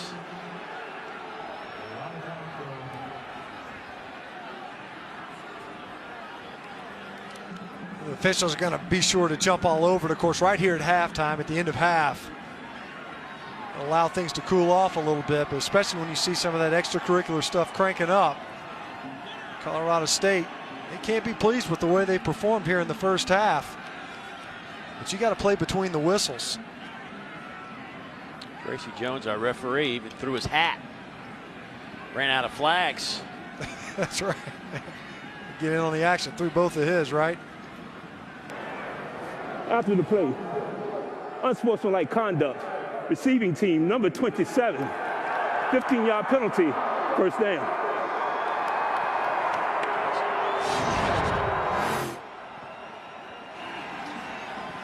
Watch Freisinger jump on the pile at the end, and that's when Johnson tries to yank him away. Right. And that's always the second guy. You got to know that. Freisinger's coming in there. It was kind of a scrum. So Freisinger, I don't think the whistle had been blown by the time Freisinger got in there. Nothing wrong with getting in there. Olivia, what did you see down there? Guys, interesting about this stadium is they share an entryway into both of their locker rooms, so they get a lot of FaceTime. And before the game in warm-ups, there was a lot of chirping. You expect both teams to have a good talking to about that with unsportsmanlike calls at halftime by their coaches. Well, they'll give the handoff to Dawkins, and he'll pick up a dozen yards. And see if that's the final play, and if Mike Bobo wants to just get into the locker room and reassess things, because this did not go well for him in the second quarter. His defense banged up and had some guys that are not with the team for various reasons, and it certainly cost him down the stretch as Linehan put together a 12 for 19 performance, 157 yards, a touchdown, 77 yards on the ground by Saunders, as it is a 20-7 halftime score. Let's get it to Ed in the studio. Guys, it's all yours. You're watching the famous Idaho Potato Bowl as part of Capital One Bowl Mania. Idaho puts up 20 points on their final 3 drives of the second quarter, and they lead 20-7. Dave Neal alongside former Georgia All-American Matt Stinchcomb. And Matt, boy, that second quarter, Idaho just opened up a can on this Colorado State team. I don't think anybody really saw that coming. What did they do to kind of allow themselves to dominate like that? Well, I think in a lot of ways it was kind of a microcosm of their entire season. You know, you start out a little bit slow, but you keep fighting. Yeah, I go back to what Paul Petrino told his team in the locker room before they ever took the field. You just keep plugging away and eventually try to take their will. It's one play at a time. If you get knocked down on your butt, you got to get back up. We saw that happen really only once when Colorado State hit the deep ball for a touchdown. Otherwise, you can see how Idaho has largely dominated this football game. And as you mentioned, Dave, it started in the second quarter. Batting 1,000, obviously, in their red zone opportunities. They've done an excellent job on their last scoring drive. With 2 fourth-down conversions, they've done a really good job of asserting themselves along the line of scrimmage. And the biggest concern, if you're Colorado State right now, is are you capable of defending the pass with the attrition they've seen in the secondary and the size that some of the Idaho Vandal wide receivers enjoy over some of the Colorado State players, regardless of front or second line players. You're giving up some size with Deion Watson out there on the edge. Idaho gets the football first here in the third quarter. Brantley on this return breaks a couple of tackles out to the 30-yard line. Just moments ago, Olivia Harlan caught up with Mike Bobo. Thank you, Coach. You told us a key tonight would be get the ball to number 4, number 8, Dietrich Clark and Michael Gallup. How do you get them more involved? Well, we got to go out and play. We're worried about our footing too much and whether we can stand up. They're playing on the same field. They're doing a good job. We got to go out and execute. You lost 2 defensive backs in that first half for the rest of the game. Who needs to step up? We just got to do our job. One person can't do it. We got to do it collectively as a team, doing our job, playing football. They scored on those last 3 drives. What adjustments on defense do you make? Well, we got to play the deep ball better in the air. They're going to take their shots. They're content on running the split zone and then taking their shots downfield. We got to play the ball in the air, and then we got to stop the run. Thanks, Coach. Yep. That's pretty simple from Coach Mike Bobo. Idaho's offense in that first quarter, they ran 15 plays, 34 yards, had 4 punts. Second quarter, 27 plays, 212 yards, and 3 touchdowns. Big part of that was Linehan who was 11 of 13, 146, and a touchdown. After getting knocked around early in this game, he was able to manage the pocket a little bit better, stay alive, and get the ball downfield. He'll come out throwing here. Hightower breaks a couple of tackles across the midfield stripe. Colorado comes back to make the play, but a 13-yard pickup for the Vandals. And this is the advantage if you have questions about your footing. Mike Bobo talked about it. Everybody's on the same football field, but the offensive players know where they're going. When you're running a route, you know what route you're running. You're not reading and reacting like a defensive player is. And right there, Jordan Baden, very cautiously, tentatively coming up in coverage, gets beat underneath. Linehan slips. Pass is caught. See where they spot it near the 25. Jacob Sandin, who already has a touchdown reception tonight. They'll spot it at the 24, a 27-yard pickup. Matched up against Jamal Hicks, true freshman and safety. And Linehan does a good job of keeping his footing, and you can see there's Sandin after he makes the catch, slipping a little bit on this blue turf. But regardless, right now, the Vandal offense having its way with Colorado State. A big key would have been to get a stop on this opening possession defensively. Saunders picks up 1 yard. Saunders had almost 80 yards in that first half rushing. Got hit hard. Don't know exactly what it was. Maybe a little stinger. Yeah, they were over there evaluating his neck clearly when Colorado came in, but otherwise, you're right, Saunders had very solid first half, some nice runs. A good job by the Vandal offensive front getting movement. Linehan pump fakes, and he'll just throw it away. Let's go down to Olivia. Yeah, guys, Isaiah Saunders did finish the half, but he missed a couple snaps. He came over to the sideline after that big hit. Kind of was dazed, went through a sideline concussion protocol, and he had a crack in his helmet. Very tough. He went back out there. Ooh. And then for Colorado State, Kevin Nutt and Devin Jones will not return for the night. Jones, more of a special teams guy. Kevin Nutt in the backfield. That's what I was asking Coach Bobo about. Crack in your helmet. Must have got him some new gear. Wow. Because he's back out there. They're going to have him out there playing with a crack in his helmet. Colorado, with his banged up, nasty looking helmet, cracking other people's helmets. Timeout, Idaho. First charge timeout of the second half. 30-second timeout. Well, this field is certainly, it has been below freezing here for quite some time, but hadn't had a whole lot of moisture. It's surprising how slippery this blue turf has been tonight. Christmas Eve, we'll have the Hawaii Bowl from Aloha Stadium between Hawaii and Middle Tennessee State. It's coming your way 8 o'clock Eastern on ESPN. It's also streaming live on the ESPN app and Watch ESPN. How about Itavius Mathers, a transfer from Ole Miss? The numbers he put up this year, 1,500 yards, 16 touchdowns, 62 receptions. You can't overlook Richie James, school record 1,400 yards receiving. We saw him this year against Missouri, and that is a dynamic duo, to say the least. Explosive playmakers from Middle Tennessee. Obviously lost their quarterback, trigger man. Brent Stockstill through a collarbone injury, I believe. Upset victory over Missouri on the road on their way to bowl eligibility. Third down. Linehan. Nice grab, and that'll be a first down. Freisinger reaches out across the 19. They'll spot it at the 18. Move the chains. Colorado State brought pressure from the field. Linehan goes right to the pressure side. Kevin Davis, linebacker in protection, or in coverage rather. Freisinger able to not only make the catch, but extend that football to get the yardage needed for the first. Saunders inside handoff. Right now, you look at the Vandals offense. We'll talk about the secondary, the slipping. Guys obviously going down, but they have really asserted themselves up front as well, running the football with authority, 4 and 5 yards at a clip. That sets up these second and manageables, opens up your playbook. Second down and 6.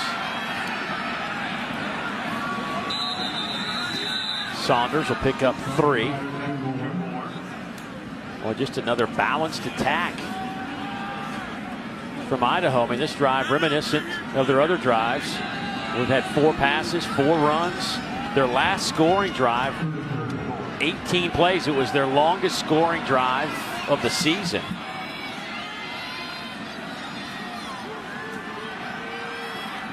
Now they're looking at a 3rd down and 4, just outside the 5-yard line. Here's Cowan, right there in the slot, number 13.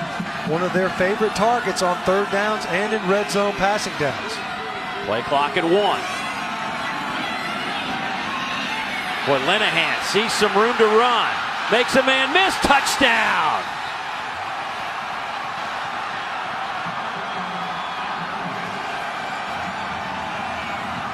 We've seen it all game long with Matt Linehan. Early on, he got popped a couple of times. 2 sacks, pressured on a number of occasions. But you see the divide after the twist all day long. Nice protection, nowhere to go with the football. Cowan gets bumped, knocked down in the end zone, and Linehan just says, I might as well tuck it and run it. And the Vandals in the end zone yet again. 4 straight drives. But Colorado State just can't come up with a stop. Point after is up and good. And Idaho has scored 27 unanswered points. Everybody in on the action tonight for Idaho. Enjoying their first trip to a bowl game since 2009.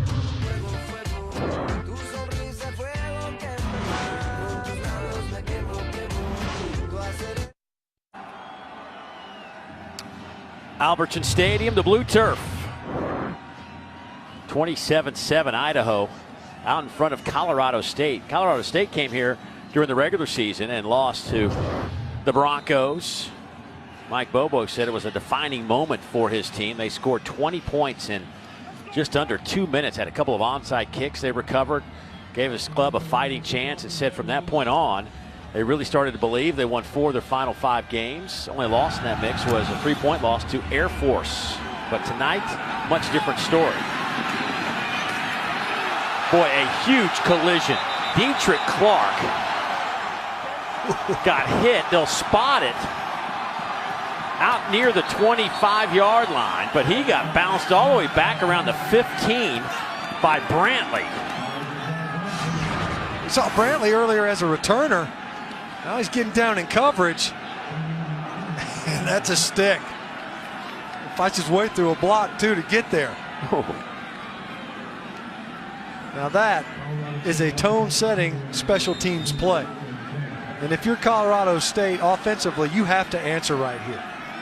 Your defense is on its heels. And right now you have to put together a drive at the very least to break up the rhythm, but you need points to close the gap. That handoff goes to Dawkins, no gain on the play. Tweeney with the tackle. They knew they were going to have their hands full with number 44. And we've already seen him on a couple of occasions not only show how stout he can be at the point of attack. Tackles already, led all the FBS for defensive linemen with tackles. Coming into this game, he had 71 tackles from his defensive tackle spot. Dawkins trying to get the edge, but he'll slip on the blue turf. Has a hard time even getting up. Like an ice rink out there. You see trying to get outside and had the corner. Dalen Dawkins, if he keeps his footing right here, he's one-on-one with the safety coming down, which you see right there. DJ Hampton, he's sliding trying to stop. You see that ice that's collected. I just wonder where all that surface. The moisture, where did it all come from? I mean, there hasn't been any rain. It's sweat, Dave. All that is sweat. Not from me, I promise you that. Play clock down to 1, but the snap was off just in time, and the pass is caught. Robert Ruiz makes the grab, gain of 14. Boy, watch these guys. This literally is like an ice rink out here. You know, if you're equipment manager, these games are a nightmare because it ends up coming back to the footing. Hand off the right side will go to Dawkins. He'll pick up 5. You know, I was watching the guys. We were down there watching the guys warm up, you know, before the sunset. It didn't look like it was, I didn't see anybody having any issues. The temperatures when we started was right around 20 degrees. No gain on the play. Great job by Tony Lashley getting upfield quickly. Ty Graham finishing him off. True freshman for the Vandals.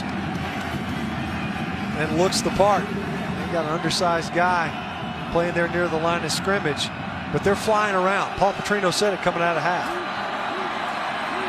Over the middle.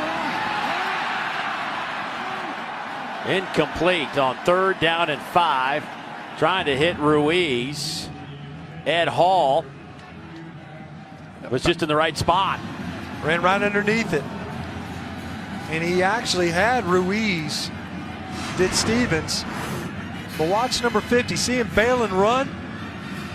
That ball a little bit behind him. I'm not sure even if Stevens led Ruiz right there, if they make that completion. Hall doing a good job in coverage, and Colorado State having to punt it away again.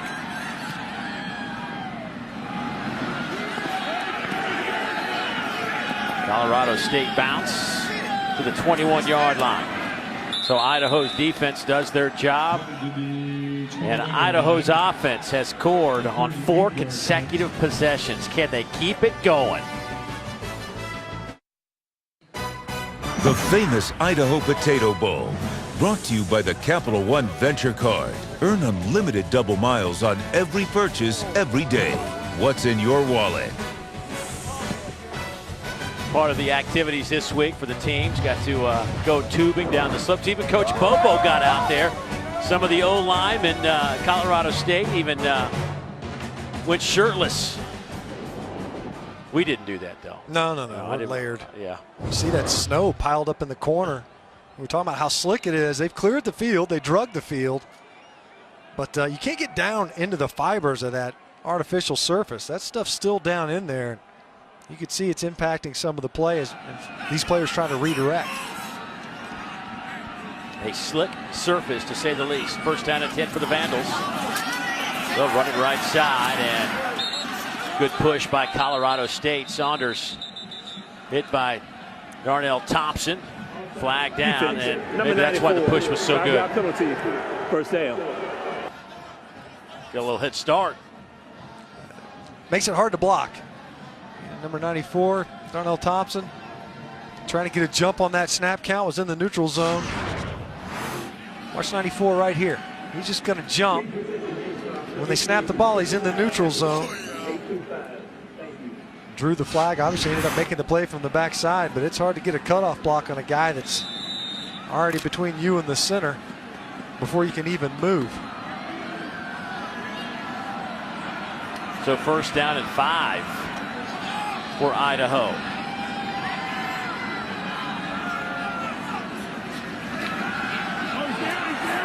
Oh, wide open. Deion Watson with another catch. He's to the 20, to the 10, give him 6. 74 yards.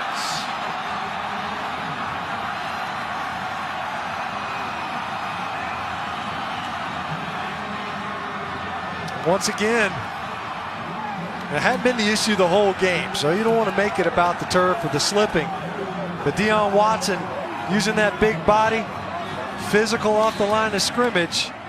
That's why he's all alone, because you end up slipping down in coverage. We've seen it a couple of different times. Linehan does a good job of putting the ball on him. Sometimes you see quarterbacks with wide open receivers. They don't always drop it in there. Of course, afterwards, it looks like they got Watson for spiking that football as he got into the end zone.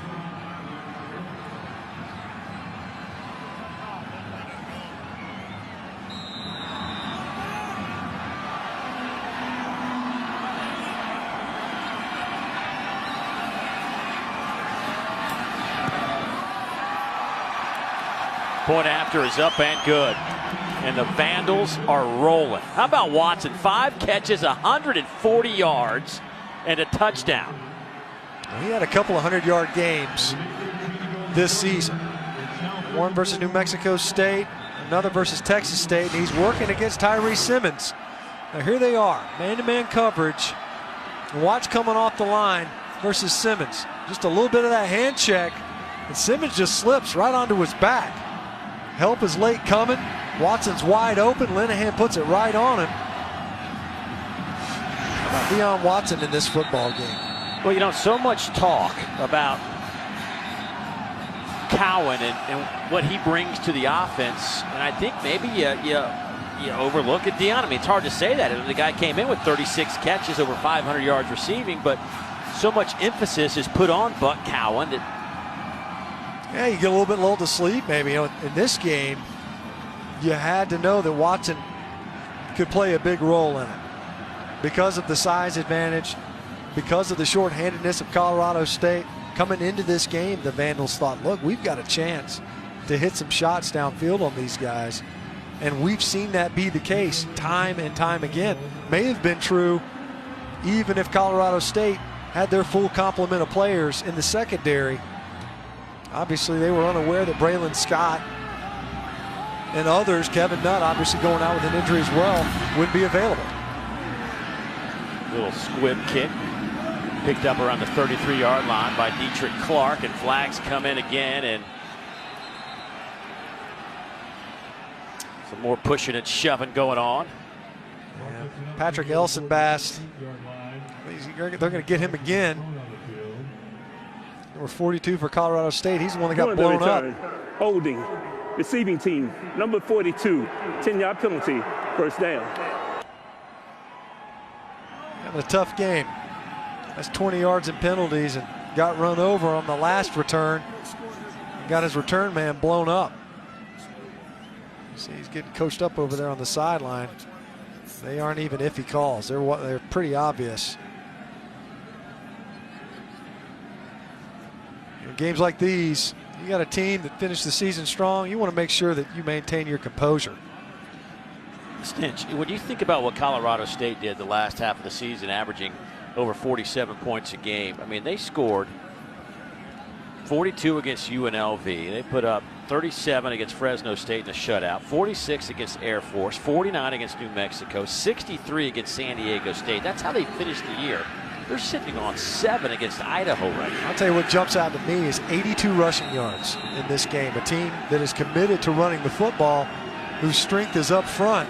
A veteran line is having a hard time getting that rushing attack going. Go out of the eye and a big collision behind the line of scrimmage. That time it's Kevin Shelton, the junior. That's a loss of a yard. The Vandals right now winning the battle up front. Understatement. Guys getting across the face. Watch right now. And they've got somewhat unique alignments. They're committed. They're going to be in these 4-eye alignments right inside the offensive tackle, but underneath the block of Nick Callender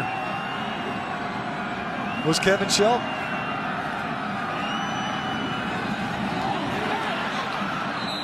That pass is dropped. Would have been a circus catch. Nolan Peralta, a guy that does a little bit of everything for this offense, just couldn't hold on, twisting and turning. Ball's behind him. Stevens a little off target with that pass. A difficult one to come up with, especially when you don't get a ton of looks at targets in games. Peralta more of a blocker. Boy, that's what you're just talking about. Boy, they are really struggling to get it going offensively in every facet.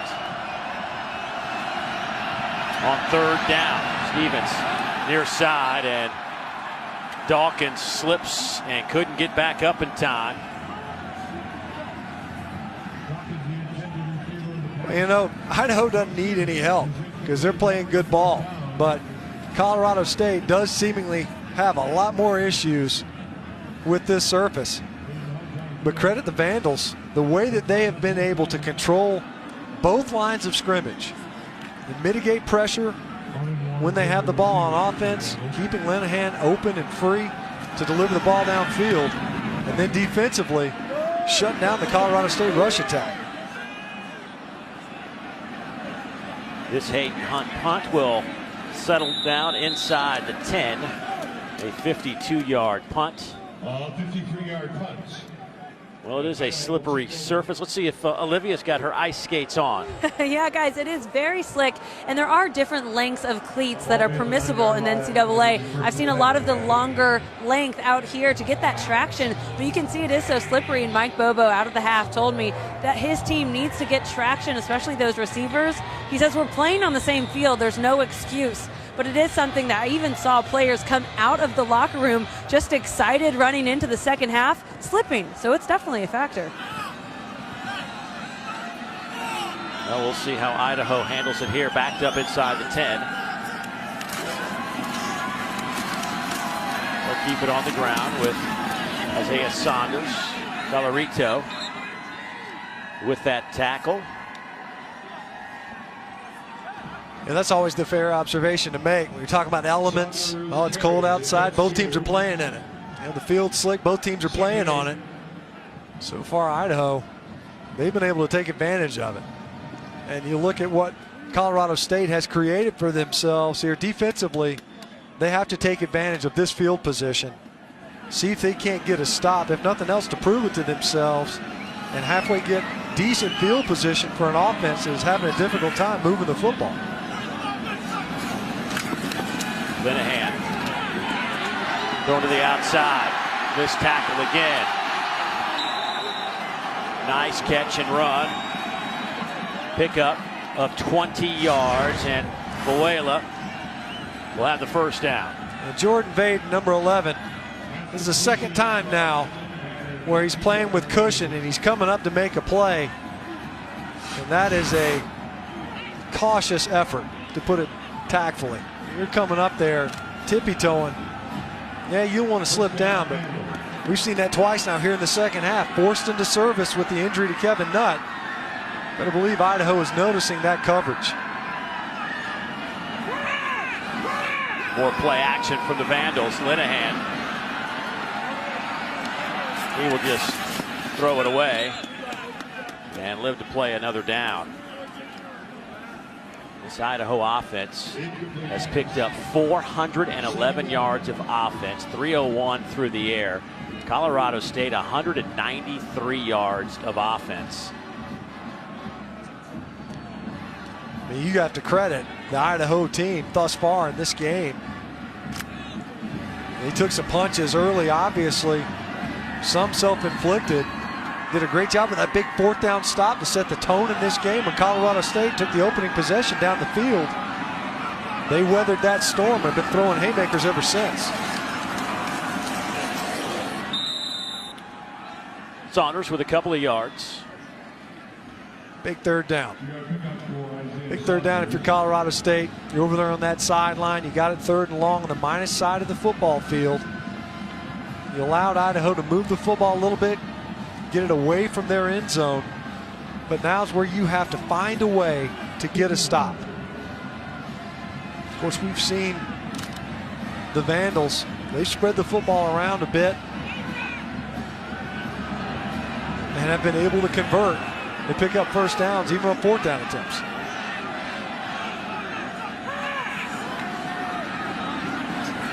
Linehan, he'll be hit and dropped back at the 32, a loss of a yard. That'll go as a sack. Thompson and Galarito will get credit for the Rams sack, and here comes the Vandals punt team for the first time in a while. Good job in coverage, and they did a good job of recognizing where Buck Cowan was. He blocked for a moment, then tried to leak out from his tight end spot. Nowhere to go. Pocket collapsed around Linehan. That's more reminiscent of the early offensive possessions that Idaho had, where Colorado State was able to get home with their pass rush. Austin Rico punts it away. Good kick. That'll send Robert Ruiz back, and he can't handle it. And guess who has the football? The Vandals will have a short field inside the 15-yard line. Hightower comes up with a football.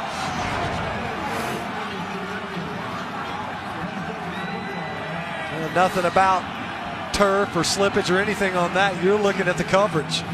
Ruiz tries to take a peek at the last second. That ball squeaks out. Make that Trotter comes up with it.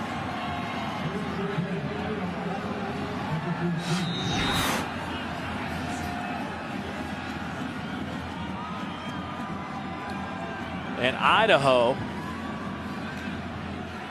really stepping on the gas now. They'll put it at the 14-yard line.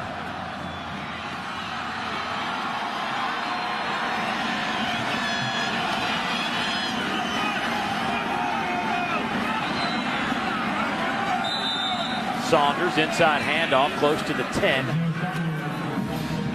And watch how this Colorado State defense reacts, because you finally get that stop, one that's eluded you for 5 possessions. You force a punt, and the ball gets handed right back. That's just as good as a big play offense, a nice pass downfield, however you want to look at it, off a muff punt.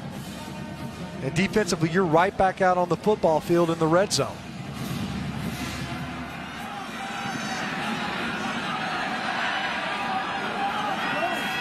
Second down. Linehan coming near side. Nowhere to go with it, and we'll throw it out of bounds. A good job downfield, trying to cut the field in half. A little chirpy there at the end. Yeah, Josh Walton chases him to the sideline. Linehan felt he might have been pushed a little late. No flag. Linehan, as we mentioned, did a good job of pushing through some of those early possessions. You see him firing up his teammates, getting into that huddle. Well, for a long time, the Vandals have controlled this football game. But you want to capitalize on excellent field position on a third down. Can still convert for the first without scoring. But we've seen the Vandals dominate with their red zone offense so far in this ball game.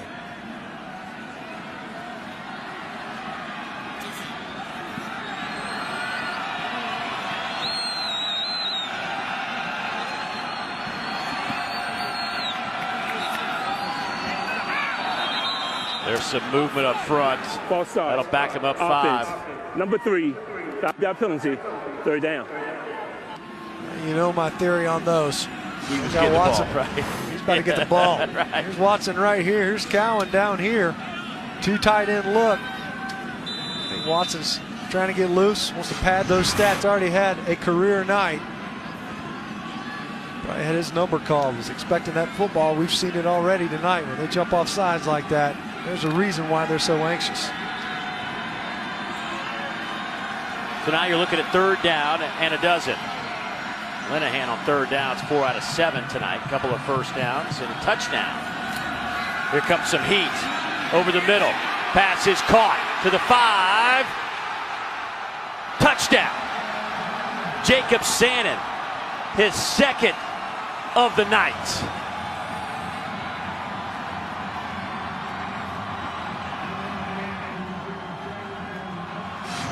It's a little banged up afterwards, but worth the effort right here. Takes a shot from Schlager as he goes into the end zone. Does a great job of hanging on to that football all the way. Takes a helmet right to the hip. Linehan did a good job of delivering that football under pressure. Josh Watson was able to get in there late. But Sannon once again over the middle. We've seen it on a number of occasions in this game. Able to take advantage of the Rams defense over the middle.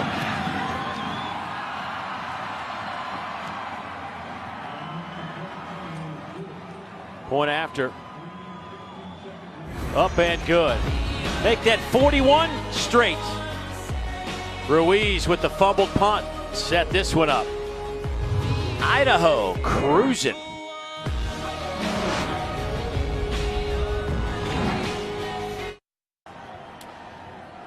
Happy holidays to each and everyone out there as we're closing in on that special day. I know my kids are a little fired up. They're not greedy or anything. How about your kids? No, they know what it is. They can't wait to give you, their father, a gift. Yeah.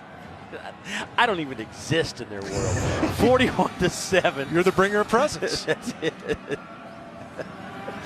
Idaho out in front. 41 straight for the Vandals today. Certainly a great present for Idaho fans this season. 4 straight in the regular season. The bowl trip. Here goes Dietrich Clark. He's trying to get the corner, but more flags come out. And it has just been a nightmare on special teams for Colorado State. And there's an injured Idaho player in the bench area. You see any of these plays end up along the boundary. It's so hard to slam on the brakes. You know, if guys are going down along the sideline and they're just sliding another 5-10 yards.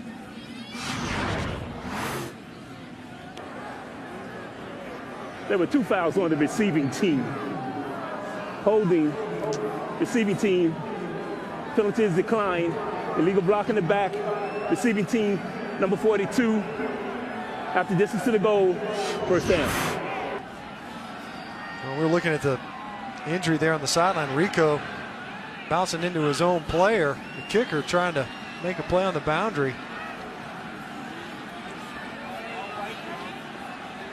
By my count, that's 3 special teams penalties on Patrick Elsenblast.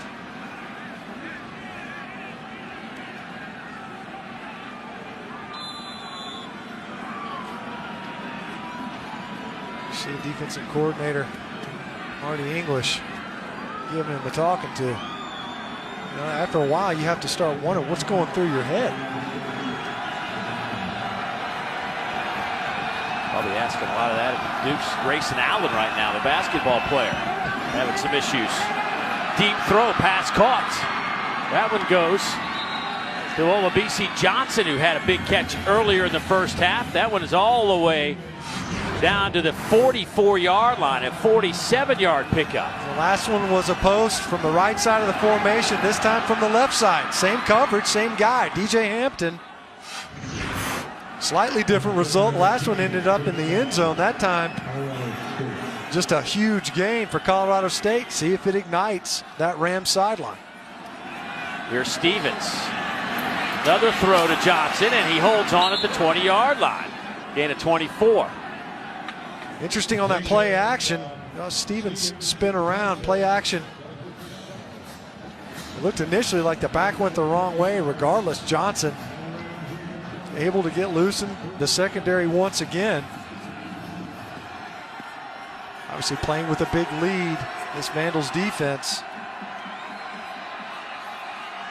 Well, 2 plays, they're down to the 20-yard line.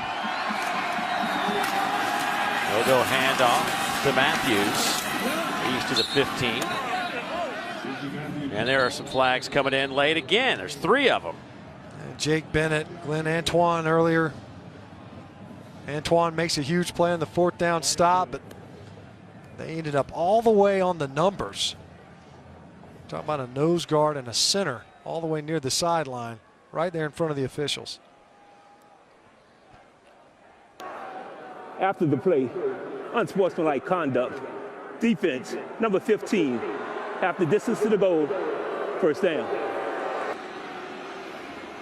Big play. Get down the football field, back it up with a nice throw, and then an inside run, a penalty. You know, we've seen Colorado State. They've struggled defensively. Pile of points allowed. You know, it looks like they're going to lose some of their composure. If you're an Idaho Vandal, you got no reason for the extracurricular stuff to get them closer to your end zone. So 1st and goal from the 7. They'll play fake it. Stevens rolling right. Back across the middle. Touchdown. They're going to say incomplete. Dropped it. Got hit right at the last moment and dropped it. It went to Wosu, and he just got popped and lost the handle.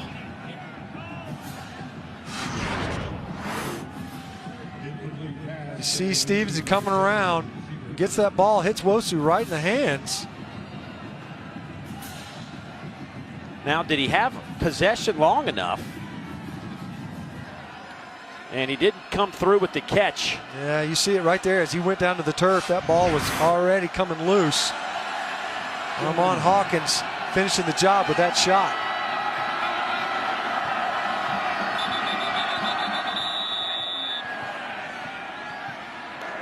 Delay of game, offense, 5-yard penalty. Wow. Second down. So you have the Opportunity for the touchdown. That goes awry, and now you have a delay game. An offense that is operated by a quarterback that's a heady player, understands what's going on. You just don't see it happen very often. So far, it's been one of those nights for Colorado State offensively.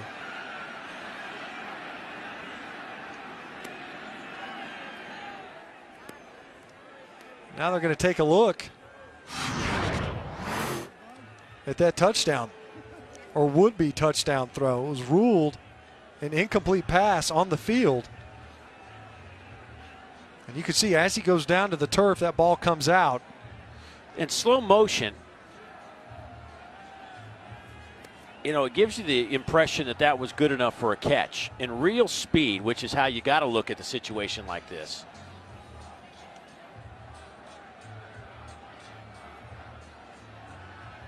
See Wosu. He has 1 foot completely down. It goes back to. I'll be surprised if they overrule if they overturn the ruling on the field. After review, the ruling on the field stands. Incomplete pass. The delay of game will be enforced. Second down. And you got to complete the process of the catch. And it did look like he had 2 feet down, of course, if he goes out of bounds. But as he's going to the ground, you have to maintain that possession. That ball was coming loose. Good ruling on the field. It stood even after review. Not enough there to overturn it.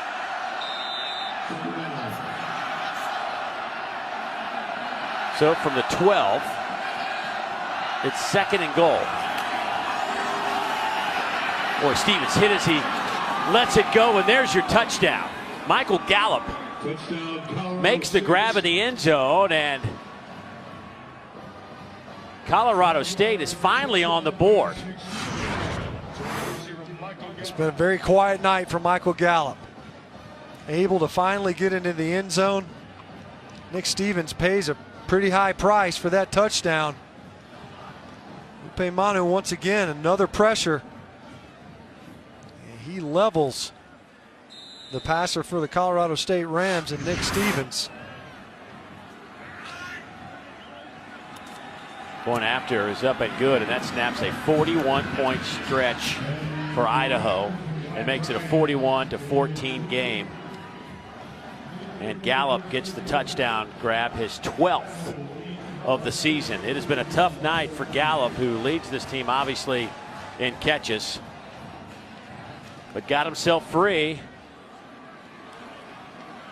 Hey, tomorrow we'll have a bowl triple header for you right here on ESPN at 1 o'clock Eastern time. It's the Popeyes Bahamas Bowl as Eastern Michigan takes on Old Dominion. Then at 4:30, it's the Lockheed Martin Armed Forces Bowl with Louisiana Tech and Navy. And at 8, it's the Dollar General Bowl as Ohio State takes on Troy. All 3 games also streaming live on the ESPN app and watch ESPN.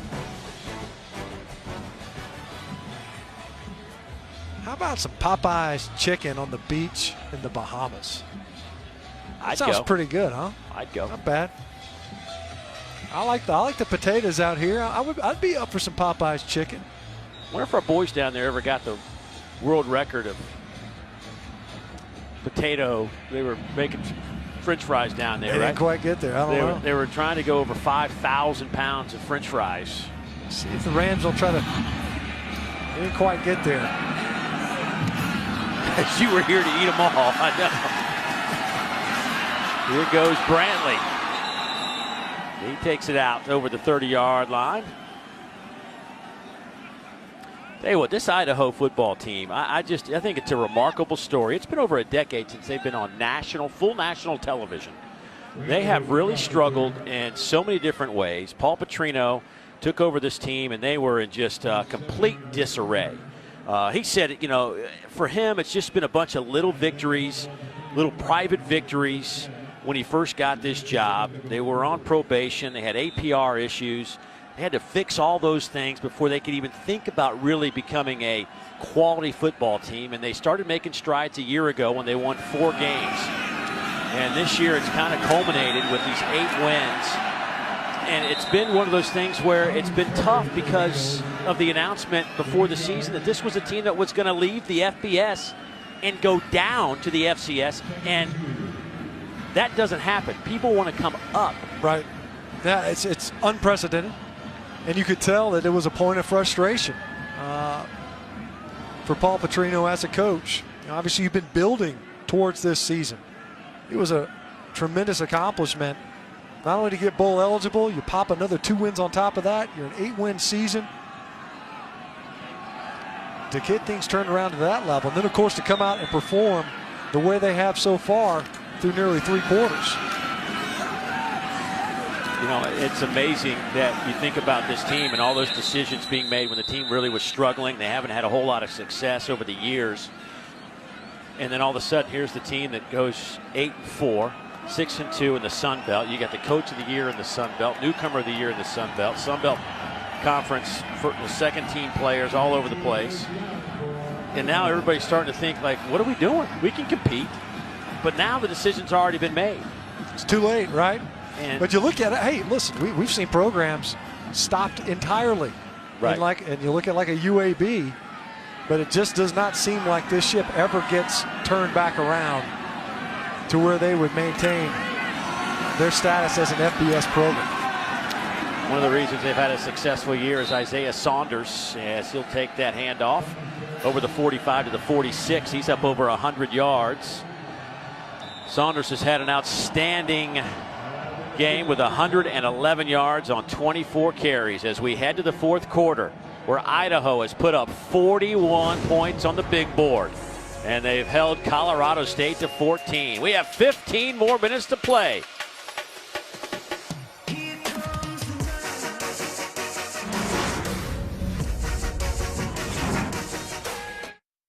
We're going to get to the 4th quarter. We're going to put our fists up, and we're going to win with the 4 C's. Everybody got that? Yes, sir. We got to take their will. We got to take their will. And how you do that is out hitting them and out hustling, like you just got done saying. And you just play hard, and you play hard, and you play hard. And you might get knocked on your butt, you get right back up, and you knock them on their butt. And you just keep fighting, and you keep fighting, and you keep fighting, and you keep fighting. And that is exactly what Idaho has done. They listened to their coach, and they have fought their way to a 41-14 lead heading into the 4th quarter. And they have, I mean, they have outworked and they have out-hustled Colorado State. There's no other way to put it. No, and yeah, if you look at, you want to sum it up, they've outplayed them through 3 quarters. And right now you're looking at a mountain that has to be climbed. Colorado State, they've dug holes before. They find ways to rally, but there's been little indication of that. Big plays offensively, and they've been few and far between. As you can see, some of the Colorado State defenders trying to make sure everybody maintains their composure. We've seen that a couple of times in this game. The guys get a little bit chippy, flags come out, see an unsportsmanlike penalty right before halftime. You want to give up any free yardage to an offense that has been able to move the football on you all game. So on 3rd down, Linehan coming near side, hits Saunders with it. He'll have the 1st down.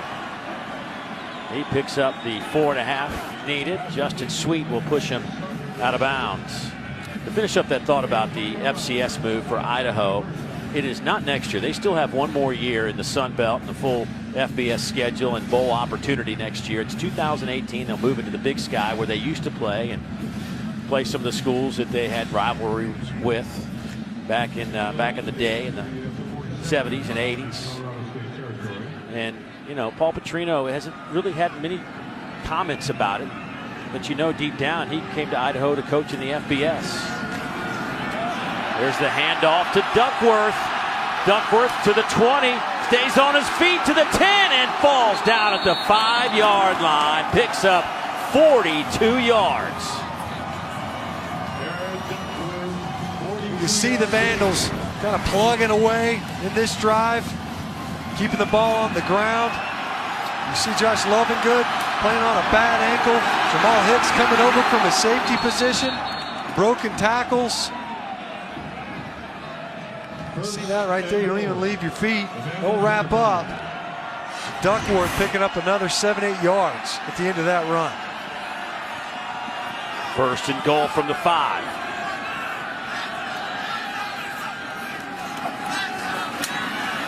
Big hole right up the middle, 5 yards away. Duckworth will skate his way into the back of the end zone.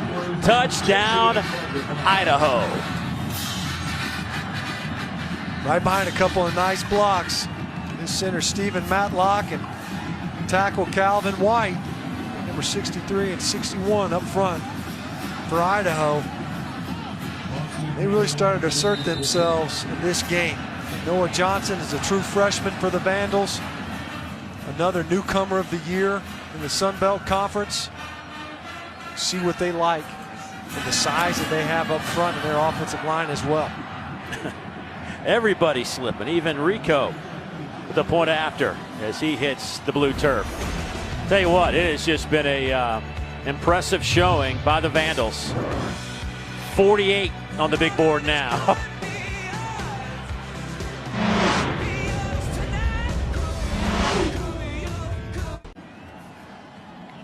(48-14), Idaho trying to win their 9th game of the season to tie a school record for victories in a year. And part of the reason is this drive chart. How about their last 8 drives? Their only hiccup was the 6th drive of those 8 drives. I don't know what happened there.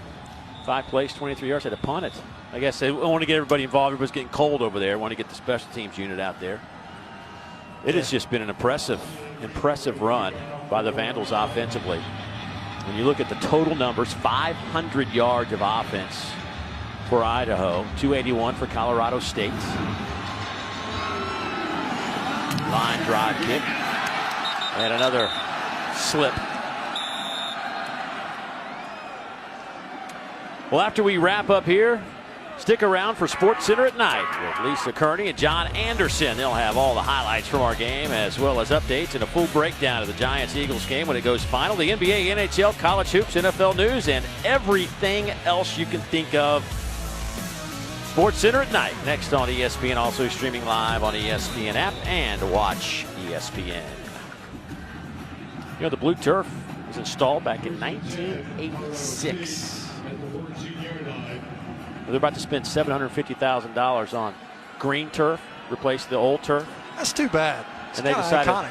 decided to say, you know what, if we're going to spend that kind of money, let's do something a little different. Let's think out of the box. And they went with the blue. Here's a good run by Alan Dawkins. Dawkins now 14 more yards. Dalen with a big game today, kind of quietly. Dalen's put together a nice evening, 84 yards on 14 carries. Started the game strong. A couple of nice runs. Stevens up top, wide open. Olabisi Johnson will take it to the end zone. 73 yards. There are no flags. His second touchdown grab of the night. How about 4 catches for 195 yards? Nothing magical about this one. Watch Johnson. He's just going to run a go route. Not ready. You see there, looking in the backfield, DJ Hampton. He's been on Johnson all game long. And every big pass that Colorado State has hit has been against DJ Hampton for the Vandals.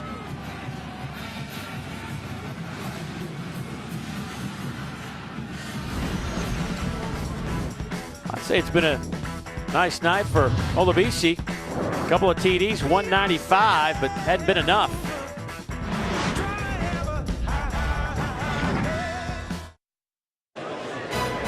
The Famous Idaho Potato Bowl, brought to you by Famous Idaho Potatoes and Liberty Mutual Insurance. Liberty stands with you.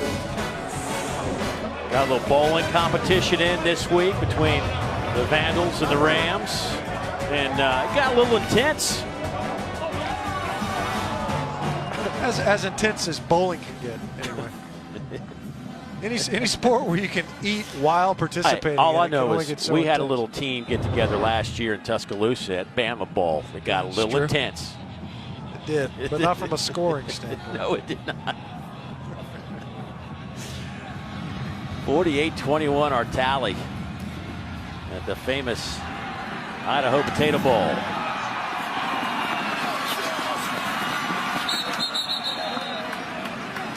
"17-yard return."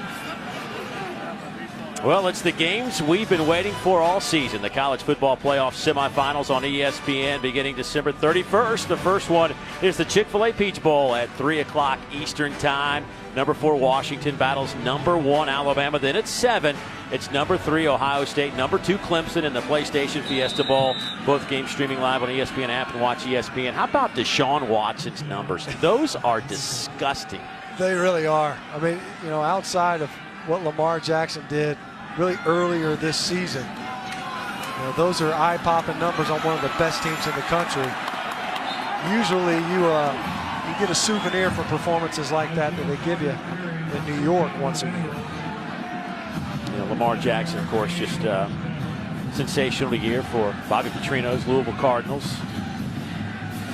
Of course, Paul Petrino here at Idaho, 6 years younger than Bobby, and just looking at some of the numbers. Great article by Bruce Schoenfeld of ESPN The Magazine, an issue that came out December 12th, about the difference between the two programs. The difference, not in the X's and O's of Paul and Bobby, but just what they have to deal with in terms of the financial structures. And it's definitely worth a read. Big hit from Colorito.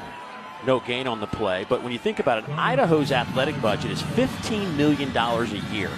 Louisville's budget is $94 million a year. Now, the athletic director, Rob Spear at Idaho, says that football needs about $5 million annually. They need to put that money into the football program to compete at the FBS level. And he says he can't pay it and he won't pay it, which is one of the reasons that they're going to drop down to the FCS.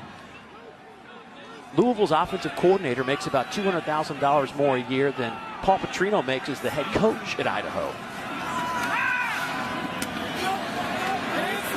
Pass caught on the outside by Freisinger. It's amazing the different economies of scale. This is within the FBS. You know, the idea that it's an illusion, and it's not a very good one, that there's any level playing field from a financial standpoint. There are a number of schools that are far and away better resourced than most others. To follow that point, what you're saying, there are 128 schools at the FBS level. 84% of those lose money.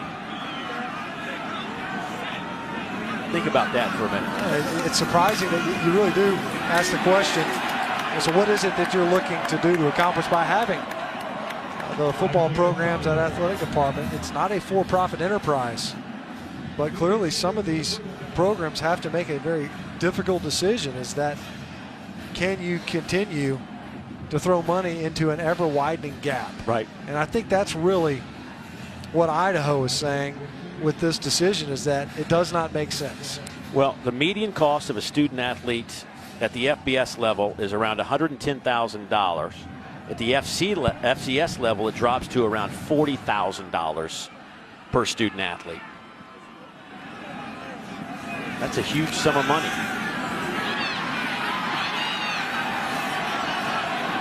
Linehan. What a catch! No way! Jordan Freisinger, one-handed catch. Flag comes out. Touchdown, Idaho. Pass interference. Defense. Number 17. Penalties decline. Result of the play. Touchdown. Unbelievable. Start cutting up this highlight. This is a top 10er right here. Look at this ball from Linehan. Working against Shun Johnson. And Freisinger just stays with it all the way, rocking the hoodie sweatshirt underneath the pads there. Great focus, just reaches around the defender and corrals this pass with one hand. He has been a big play guy down the stretch.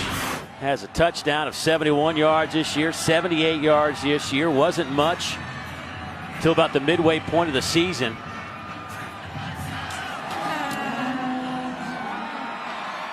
Point after is up and good. Linehan now. Talk about some numbers. 21 to 31, 381, 4 touchdowns.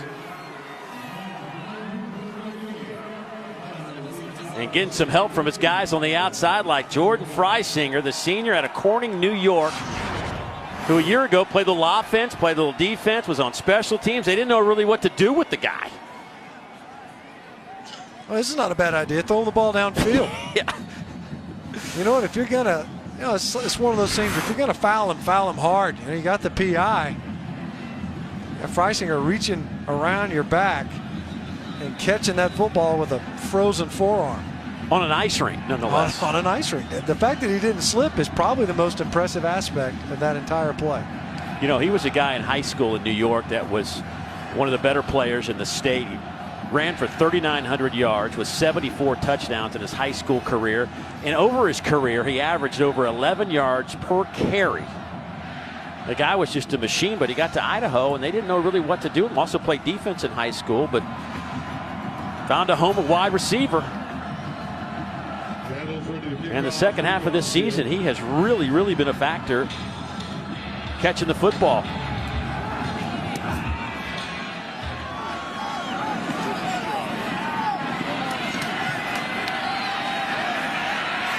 Here goes Dietrich Clark.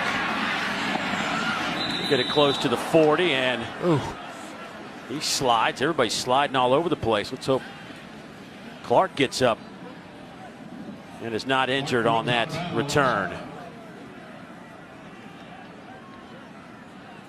Yeah, you can see all of them. These plays that end up on the sideline, you got guys, you see him shaking his head.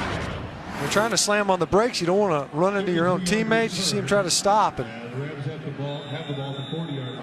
And it's, if you didn't know otherwise, I mean, these guys are really good athletes, and even they are losing their footing.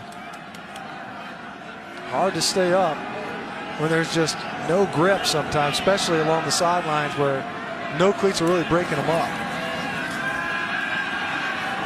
Over the middle. Gallup bobbles it but holds on, breaks a tackle, and he will take it to the end zone. 60-yard pickup and 6. Man, what's going on down there? Goodness gracious, back and forth we go. He's taking shots, one after the other. And this is what most anticipated. I know we certainly did coming into this game from the Colorado State offense, getting that ball to Michael Gallup, and he shows the type of playmaker that he can be. Strong hands, really strong lower body, a guy that can stay on his feet and run through tackles after the catch. Hasn't been able to showcase it much here tonight.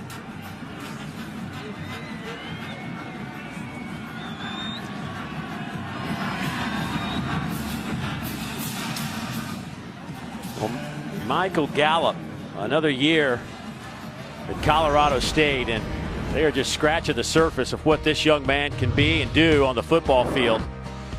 We'll see more big plays like this in the future.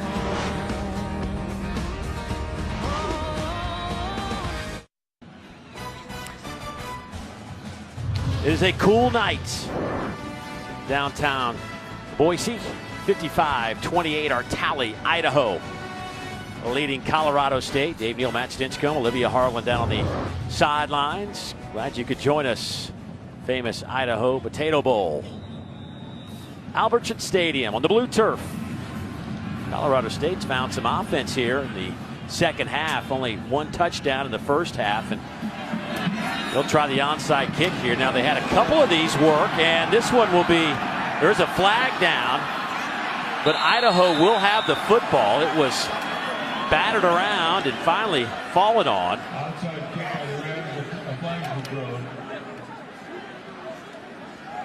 It looked like that ball was going to take the perfect hop. Unger came up with the football. Thought Jordan Vaden had a shot at it, number 11. Offside, kicking team, number 11. 5-yard penalty will be enforced from the dead ball spot. First down. And that could be why. His offsides got down the football field very quickly. And then they had that kind of fake kick, little pump fake. So you come across, kind of faint one direction. They're calling Vaden right here. as being offsides. Really close either way. Colorado State, despite having a chance at this, did not come up with the recovery. They hit 2 of those onsides in this stadium against the Broncos when they scored 20 points in under 2 minutes and almost rallied to beat the Broncos. Loss of a yard. Saunders on that carry, 130 yards on the ground, averaging 4.5 yards per carry. Boy, they have given him the football 28 times tonight. Workhorse. Had his helmet cracked. Yeah, got so many carries, he broke his helmet. Which that impacts the athletic budget. They got him a new one. He's out there playing some more, man, and they needed him. Had some nice runs in that first half. Physical runs between the tackles most of this game. Take it off the right side, pick up 2 the hard way, and don't know how much the temperature has to play into that, but I know it was a big hit by Evan Collarito. And there it is. That is no joke, folks. Yeah, that's a shot right there. I've never seen that. Never seen that happen before. After the play, unsportsmanlike conduct, defense number 55, after distance to the goal, automatic first down. Josh Watson, after this tackle, he decides to kind of put his knee in the chest of Isaiah Saunders. Officials are right there. Saunders takes exception to it. Sitting right on top of him at the end. Watch him take his right knee. Stick it right there. Yeah, it's just not necessary, man. A lot of stuff happens in those piles, of course, and as you're unpiling, Watson sending a little extra message there at the back end of it. Saunders is going to get the last laugh, obviously, the type of game that he's had. You can tell by Tracy Jones, a referee, you can tell by the tone of his voice, he was a little perturbed by that play. And here is your last laugh. Isaiah Saunders from 12 yards out, his 3rd rushing touchdown of the night. They ran it right at Josh Watson. Right behind big Noah Johnson. Jordan Rose over there at his tight tackle position. Saunders is running right through the tackles of Jamal Hicks. He ends up in the end zone yet again. Big night for the ball carrier in the Idaho Vandal offensive backfield. Idaho just broke the bowl record for total yards with 588. And the point after is no good. Second one that's been missed tonight, but it's also a new bowl record for combined total points, 89. But Isaiah Saunders having a game to remember. 140 yards on the ground and 3 touchdowns.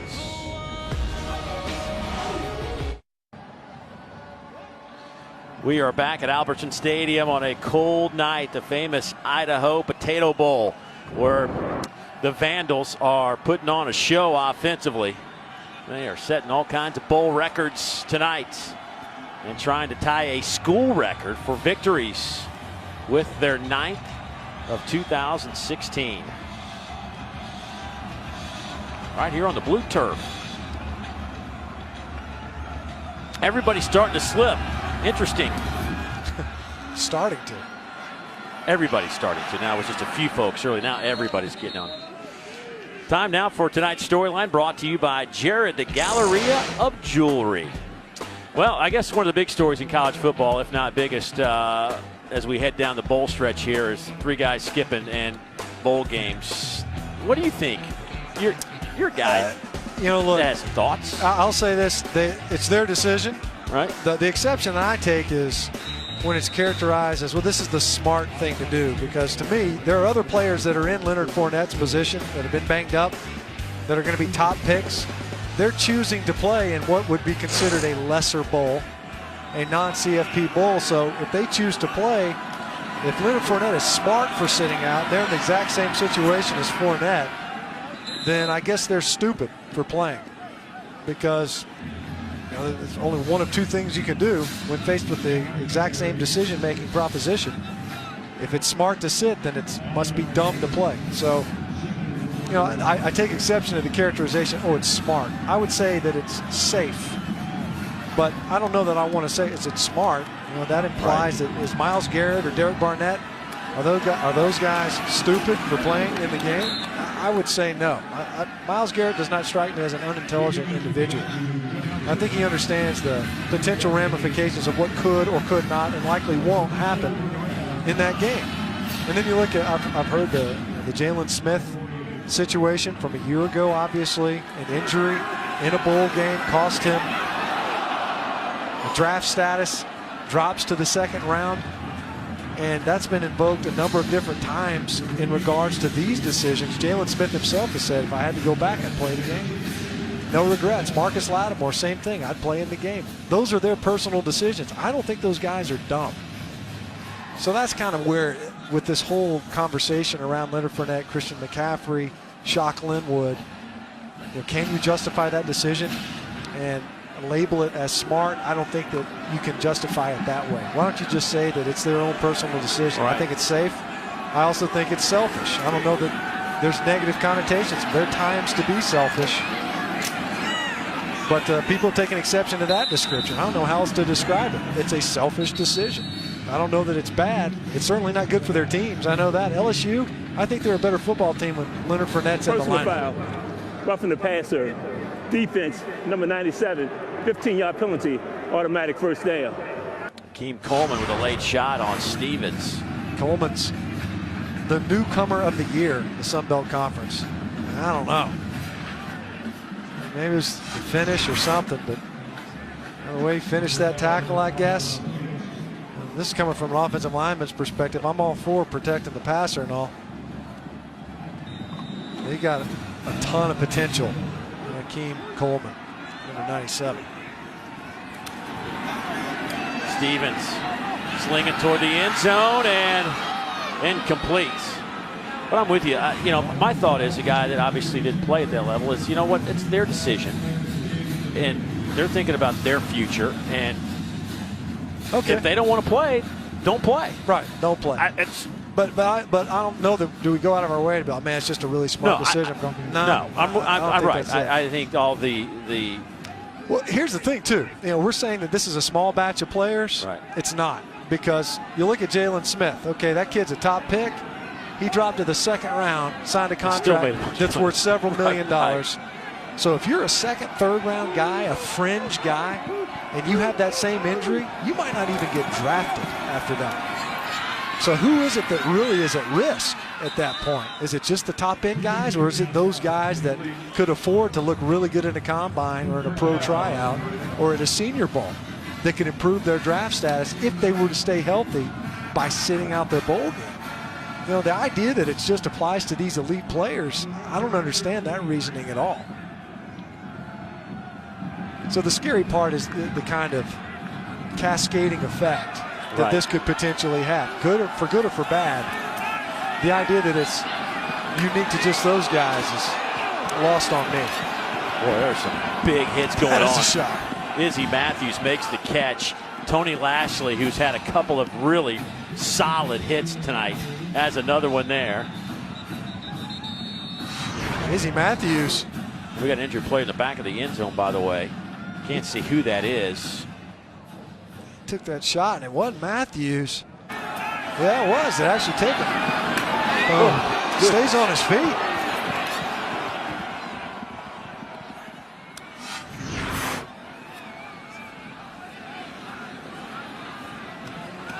Can't see who that is in the back of the zip.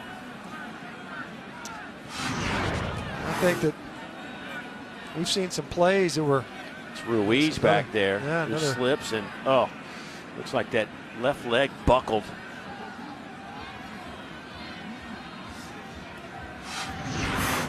It's been an issue. It's been an issue for both teams. We'll say it's anecdotally, it sure does seem like Colorado State has struggled with it more. And now this is probably the first real casualty injury that's attributable directly to the poor footing. Ruiz is the fifth-year senior, didn't play last year because of an injury, but I mean, here's a guy that had no career receptions before this year, and in his final campaign comes up with 20 grabs this year. Heading off to the locker room with 5:44 on the clock. Handed off to Matthews. He gets to the 5 and wrestled to the turf around the 3. He'll pick up 8. By the way, I'm glad you didn't have any opinion on that. Look, I'm just I have an opinion on the commentary more so than I do the decision. There's a nice grab in the end zone by Michael Gallup, who from 3 yards away beats Desmond Banks. And Gallup using that size to pick this one out of the air. Give him a chance to make a play. We've seen this work on the other side. You get these contested throws. There's some contact prior to the ball arriving right off the line of scrimmage. We've seen Deion Watson get a big ball down the field because of contact and the defender going down at the line of scrimmage, and that time Gallup the beneficiary. So 5:29 on the clock. Nick Stevens now has 5 touchdown passes, but it's a 61-35 score. And the offense took a while to get cranked up for Colorado State, but 21 points here in the fourth quarter. Stevens, 17 of 30, 359. Linehan on the other side, 21 of 31, 381 and 4 touchdowns. Both quarterbacks, just juniors. They will return, and tell you what, a lot of skill coming back for Colorado State. Now they're going to have to rebuild that O-line, but there is some skill. They'll get some guys back up front, obviously. Zach Goldich is one of their better football players. They've been pleased with his performance all season long. Jake Bennett, their leader at center, and Trey Moxley, who's kind of rotated in, hasn't rotated this game. We've seen him in some short yard scenarios, but he's got some playing experience as well. Looks like the Rams will once again try to steal a possession to get the ball.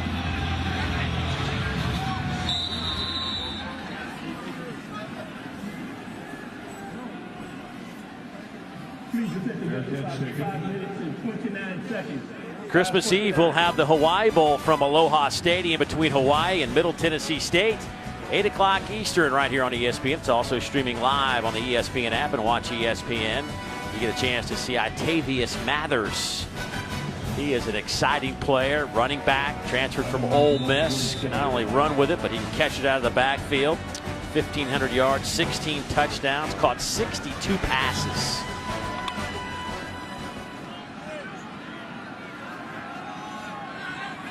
First down and 10 for Idaho.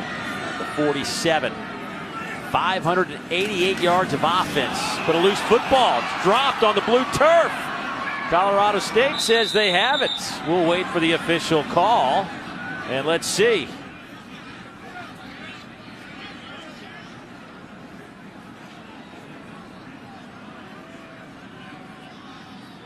It'll be Idaho football. Boy, those last 30 seconds, there's a real fight going on. That ball just came right out of Linehan's hands as he turned to hand it off to Isaiah Saunders. A little bit surprised, as much work as Saunders has gotten in this game, that there aren't some others that are getting some touches. Look at a 26-point ball game under 5 minutes, and a guy that has seen quite a bit of work over the course of this football game.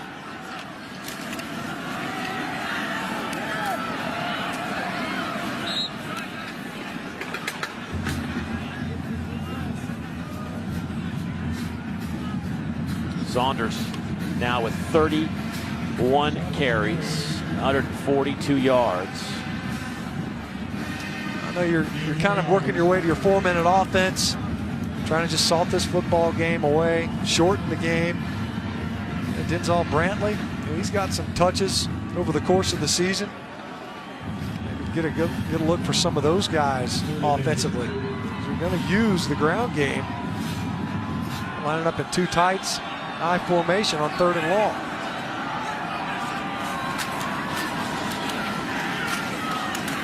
On 3rd down and 8, only about a couple of yards. Watson comes up to make the hit. He now has double-figure tackles with 10. Yeah, there have been those two guys right there, Linehan and Saunders.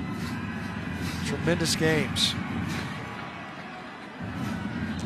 Linehan's kept some plays alive with his legs, but we've seen Saunders really pound it between the tackles. He's popped up a couple of nice runs, but he's earned his yardage, that's for sure. The big boys up front, they've done a good job as well. Versus this Colorado State defense, wasn't at full force coming into the game and was whittled down over the course of the game. Some of that's a function of the play of this Vandal offense, sustaining long drives, getting their ground game going. What really ignited it, though, were some downfield shots in the passing game. Got them down in the red zone, and then that man, number 21, able to power his way into the end zone time and time again. Well, out of Elk Grove, California, the sophomore has had a huge, huge night. Just did a good job, I thought, not just as a power runner, but setting up his blocks and allowing things to get established. Of course, he is more than taking his share of punishment, as has his equipment. And they got him a new set of headgear to put on, and he was still able to pile up some more yards on the ground. It's been a strong compliment. You see him holding his back, trying to carry this football team. He hadn't been alone, but 33 rushes. That's pretty active, that's for sure, in the ground game. 3 different times ended up in the end zone.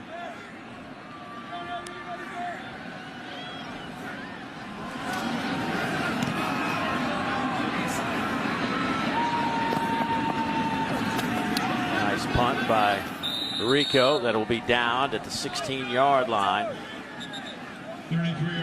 Hey, following the game, be sure to tune into ESPN3 post-game trophy ceremony presented by Capital One. This is the 8th meeting between these two teams, Colorado State and Idaho. Colorado State leads the series 4-3. Last time they met each other was back in 2010. Colorado State won a thriller 36-34. This one not as thrilling, but a ton of points. Over 1,000 yards of offense. That one is batted in the air and incomplete. 2nd down and 10 coming up. Trying to set up that tunnel screen. Get the ball to Dietrich Clark. He's taken one of those to the house. Scored versus San Diego State. That very play. A little surprised we maybe didn't see a little bit more of that in the screen game. Try to jumpstart the offense, especially on this slick turf. Hard for defensive linemen to redirect and get downfield underneath some of those screens. They'll go with Dawkins, and he'll have it out to the 30, but a flag comes in.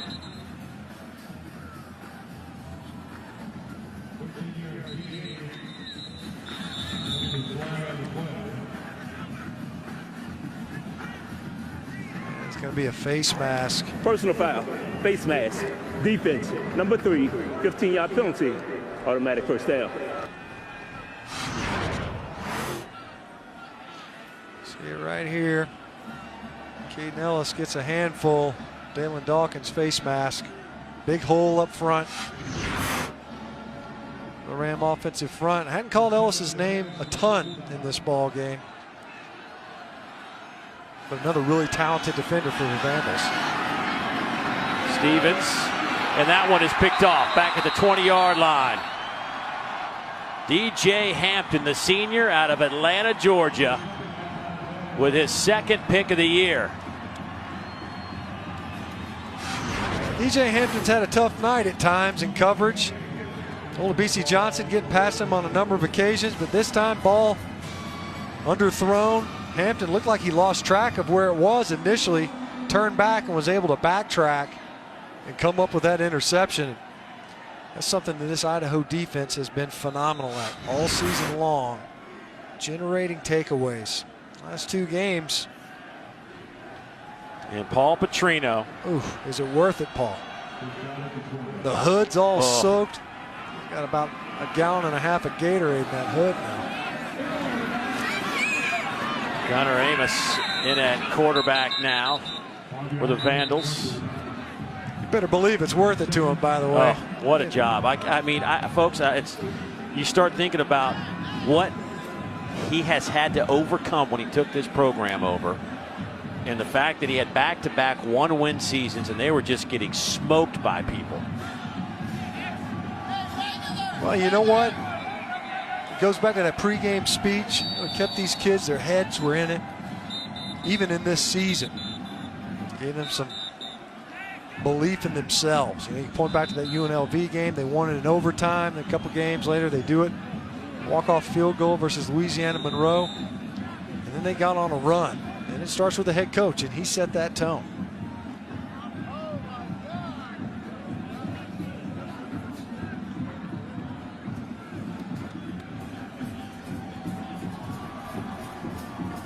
I mean, this Idaho team, 73 football seasons. They've only had 12 winning seasons.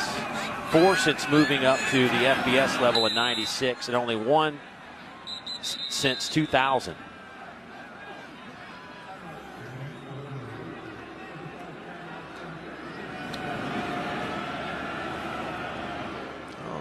You go ahead and add the bowl record as well. Batting 1,000 now, only 3 of them. But they're going to be undefeated in the postseason.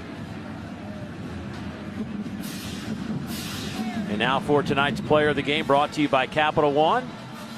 We'll give it to Matt Linehan, who, after a start of 1 for 6 for 11 yards in the first quarter, just went off from that point on. 21-31, 381, 4 touchdowns, and no picks.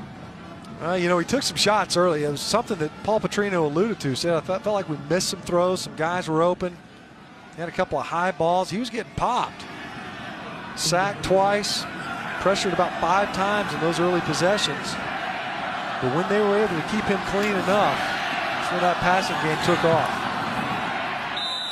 Got to make his dad happy, who played quarterback at Idaho himself. Chasing down some of his dad's records.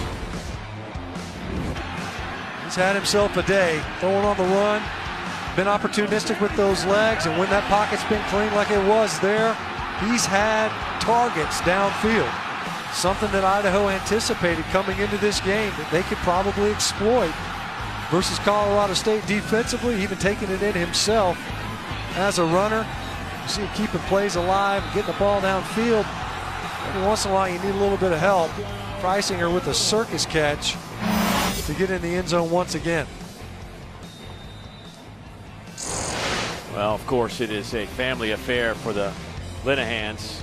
His father was a quarterback. He didn't play from '82 to '97, by the way.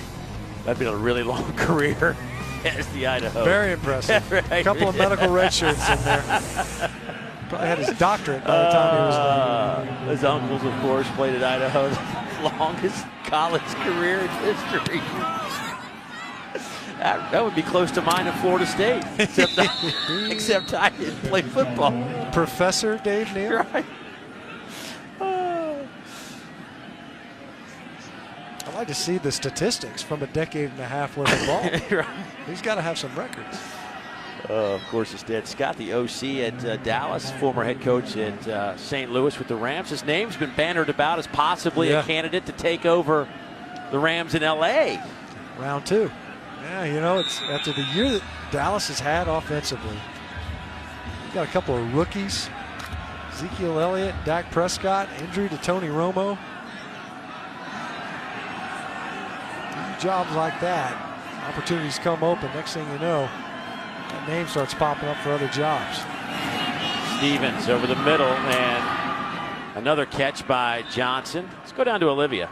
Yeah, guys, we were hoping to see Scott Linehan at this game today. Of course, the offensive coordinator for Dallas, like you said. They play Monday against the Lions. To pull this all together, Matt Stafford played for Coach Bobo. I asked Coach Bobo if Stafford ever talks to Nick Stevens or the other quarterbacks, and he said no, but they do watch his tape and their jaws drop at the things Stafford did in college. Yeah, and I think to follow that up is they said don't do that. I think Bobo says whatever you see Stafford do on tape, don't do that. That's right. Because you can't do that. There aren't many that can. Yeah. Yeah, you don't come out of the box like that very often. Uniquely and supremely talented. From an arm talent standpoint, Matthew Stafford's eye-popping. Boy, Izzy Matthews trying to turn the corner, slips, picks up 3. The 20-yard line should be credited with at least 4 tackles in this game on that end of the field. It has been a tough go of it, trying to maintain your footing on the blue turf tonight. Here goes Dawkins.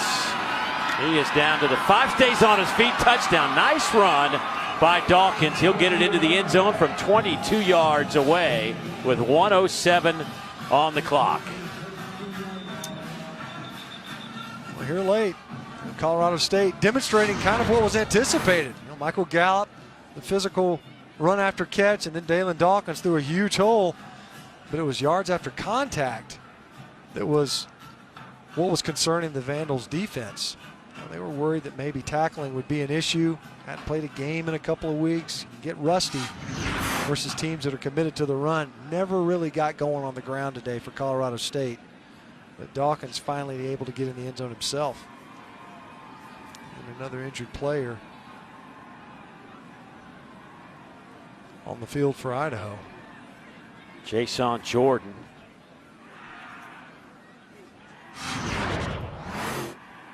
Well, that's number 4.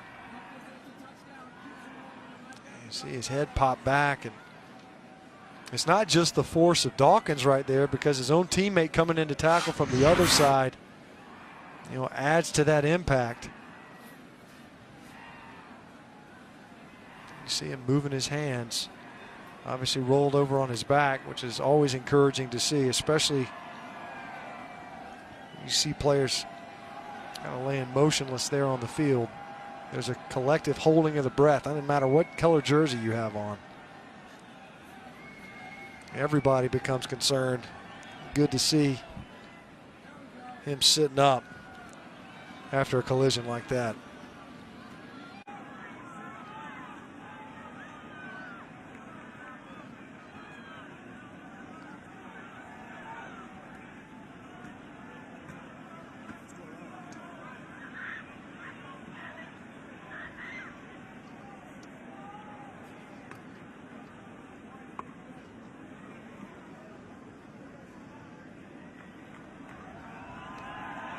That's a good sight to see. We've already seen Colorado State defender Devin Jones leave the field, was more than a little woozy and unsteady on his feet. Good to see Jason Jordan able to get up and at least be helped off the football field. Jason has come up and made some big hits today from that safety spot. I mean, he has really been a factor in that secondary. Former corner, they moved over this year, and they have been really pleased with that decision. And that interception early. 7 tackles on the day, coming up and run support. It's playing a big role in what has built up to be a resounding victory for Idaho.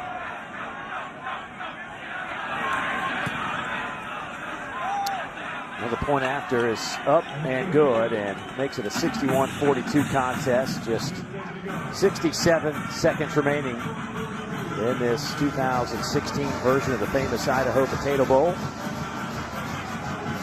And for Idaho, they are trying to cap off a remarkable run here in the 2016 season.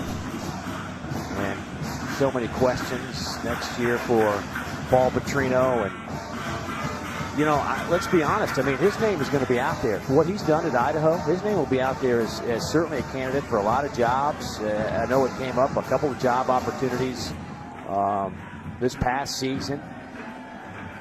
you know, even people talked about him as maybe, you know, why doesn't he go be an offensive coordinator with all the kind of money that's being thrown around for those jobs? But, you know, to him, he wants to be a head coach. Right. It's in his blood. His dad, longtime head coach at the NAIA level at Carroll College, won a bunch of national championships, and that's his calling, and that's what he wants to be. He doesn't want to go back and be an OC. So what does he do? You know, I mean, there's so many questions that he's going to deal with, but you got to feel for what he's done with this program. It's just been remarkable to take this Idaho Vandal team that just in 2013 and 14 had 1 win each season. And last year picked up 4, and this year they're going to win 9 ball games. It's really impressive to be able to get that done. You know, it wasn't just on the field issues, of course. You mentioned those GPA issues. You know, academically, the program was not in a good place. It wasn't just to improve on the football field, but in the classroom as well.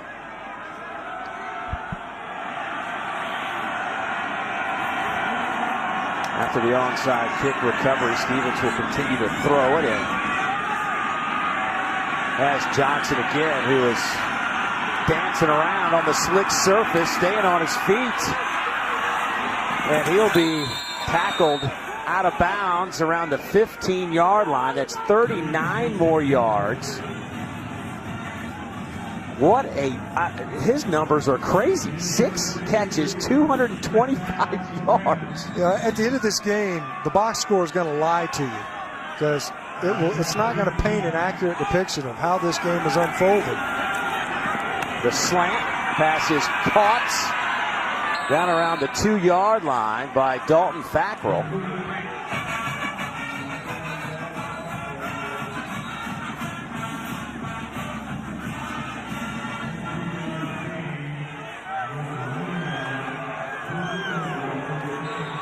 It'll be 1st and goal for Colorado State. Stevens will throw and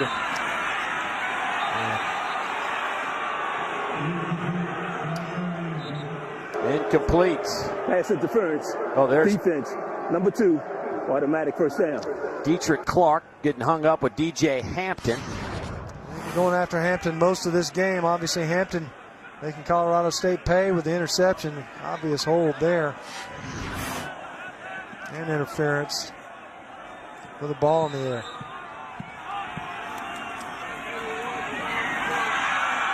I would say easy touchdown, but nothing's easy on this slick surface. Izzy Matthews falls, and boy, it looks like he hurt his left arm on that one. He'll take the touchdown, and he's already bloodied. But boy, it's almost, I mean, it's getting to the point where it's almost unsafe. Yeah. I mean, you've seen it, you wouldn't think it to look at it. And I don't know what you do about it, but, you know, here's Izzy Matthews, untouched. This is a walk-in touchdown. And he's just trying to stop and can't. Goodness. Well, we've already seen, you know, Isaiah Saunders, same type of scenario, opposite end zone. A couple different instances where guys are going out of bounds. The playing surface is suspect.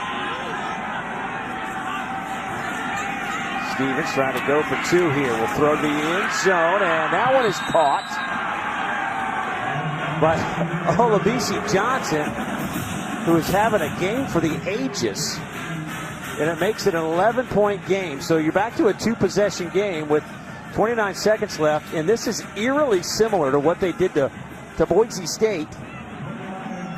And they came up just short against the Broncos.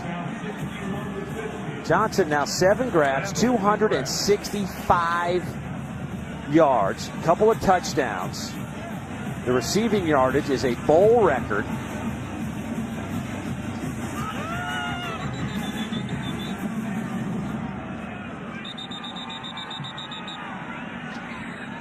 And remember, this is a team that has had some success with they have recovered 3 onside kicks this year.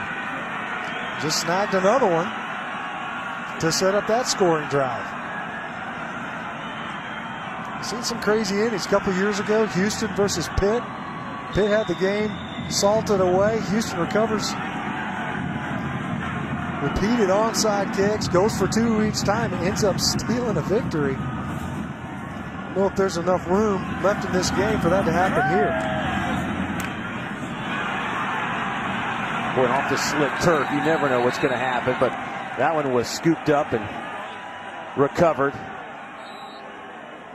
by Deion Watson. Deion Watson just jumps this ball. He's not going to let it get even to the hop phase, right into his chest. He comes upfield to field that football.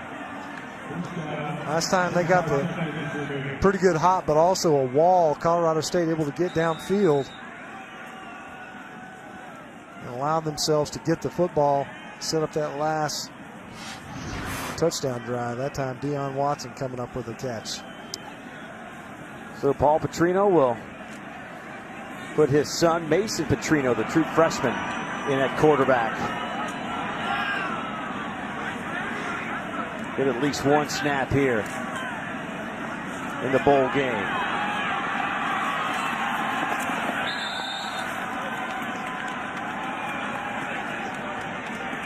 So Mason, who has played a few games this year, getting a snap, and what a job by Paul Petrino and the Idaho Vandals.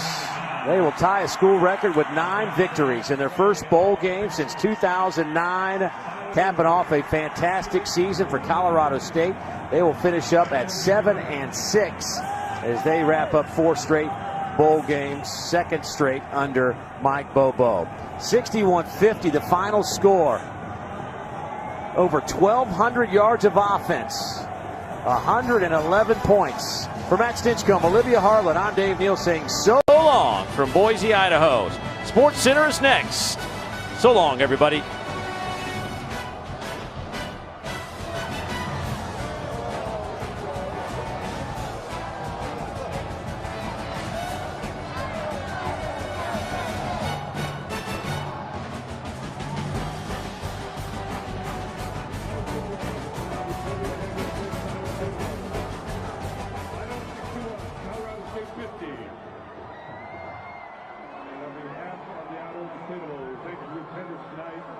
Hope you'll hang around for a bit as the awards ceremony will be happening shortly on the field.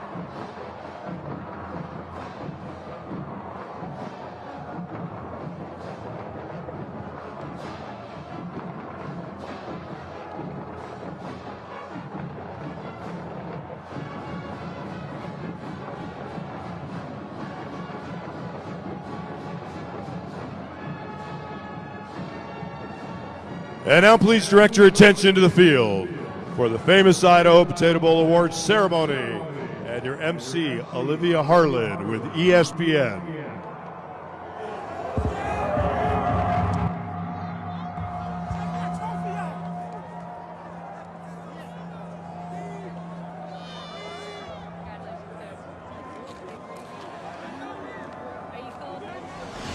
Welcome to the ESPN 3 post-game trophy ceremony presented by Capital One at the Famous Idaho Potato Bowl. The festivities down on the field are about to begin, but first, this message. Congratulations to the Idaho Vandals, and to present the MVP, his trophy, he is Frank Muir, the Potato Commissioner. Here you go. Thank you. It's my pleasure to present the MVP award to quarterback Matt Linehan.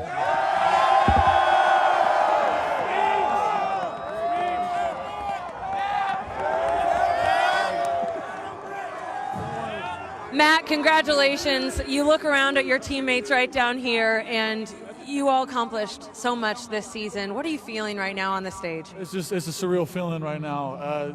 This trophy is really for all these guys right here. We've been, the guys that definitely started with me 4 years ago. We dreamed of this moment. It's amazing that it's here now. We've been through a lot. We fought through some adversity early on, and no one believed in us. And we've done it. These guys, all these people believed in us, but no one believed in us going into the season. And we came into this game 13-point underdogs, and I guess that didn't work out as well as they thought. But I'll tell you one thing. I'm happy to be a part of this team. It's a surreal feeling, and I'm just happy to be a part of it. And all these guys deserve it. And Coach Petrino especially. I love these guys, and this is amazing. Coach Petrino here, he's throwing out fake potatoes to the crowd. He obviously has a very light heart approach to this team and loves you all so much. How has he facilitated the mentality it took to push through this season after the adversity you spoke of? It was all a toughness thing, no matter what was being said by outsiders, we were going to do our thing. We believed in ourselves from day one, going into the offseason, going into fall camp. We just believed in ourselves. And with the amount of games we won this year in the fourth quarter, we know how to persevere. We know how to handle adversity. It's amazing, and I'm just happy to be a part of it. And Coach Petrino has brought us this way, and he deserves all the credit he gets. How about that one-handed catch by Freisinger, top 10 play? It's definitely a top 10 play. Hey, no, I can't give Freisinger too much credit. I can't give him too much credit because he's going to get a big head about it, but he's my roommate, and he's someone who's come a long way and deserves it, and I'm happy for him. But I'm definitely happy for him. It's special. Congratulations, Matt. Great team win and great performance by you. Thank you. Thank you. Appreciate it. Now we have Kevin McDonald, the executive director of the Famous Idaho Potato Bowl, to present the team trophy to your coach. Thank you very much. Coach Petrino, Idaho Vandals, congratulations. We're happy to award you guys the trophy for our 20th game as winners and champions of the 2016 Famous Idaho Potato Bowl.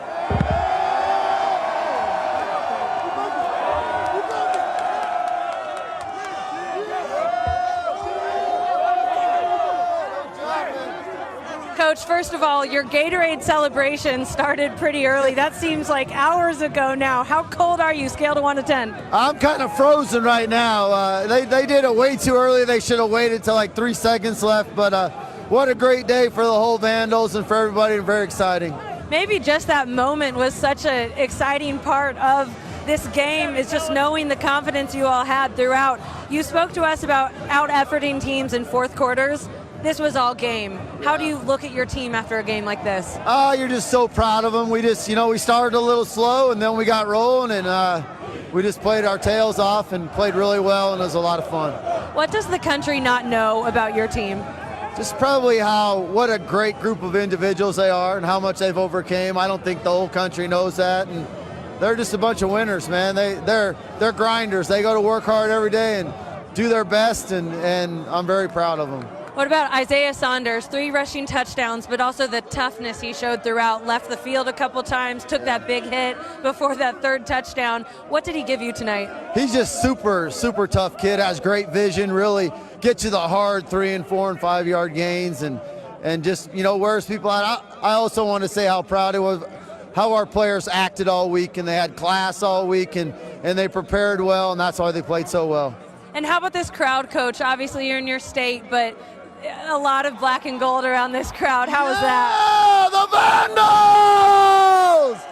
Yeah, it's awesome. And what about your fan base all season long? Obviously transitions going on with your program, but the pride you showed throughout the season and in this game. Yeah, there's a great pride in being a Vandal. These players were unbelievable all year. Our assistant coaches, I can't say enough about them. Our athletic director, Rob Spear, our families, our wives, our kids, just happy for everybody. Congratulations, Coach. Thank you. All right, thanks. Dave, we'll send it back to you in the booth. The warm booth. Thank you, Olivia. I know it's cold down there, but a lot of smiling faces. And don't tell the Idaho Vandals bowl season isn't important. Time now for a look at the Capital One Cup overall standings. The Capital One Cup is awarded annually to the best men's and women's Division I college athletic programs, and with it, a total of $400,000 in scholarship funds for student athletes. Stanford sits atop the women's and the men's standings after the men edged out Wake Forest in the soccer championship game, and the Cardinal women took on the title in volleyball after a win over Texas. To find out more and follow your favorite school in the standings, go to CapitalOneCup.com. Appreciate you watching the post-game trophy celebration as the Vandals continue to celebrate on the blue turf here in Boise.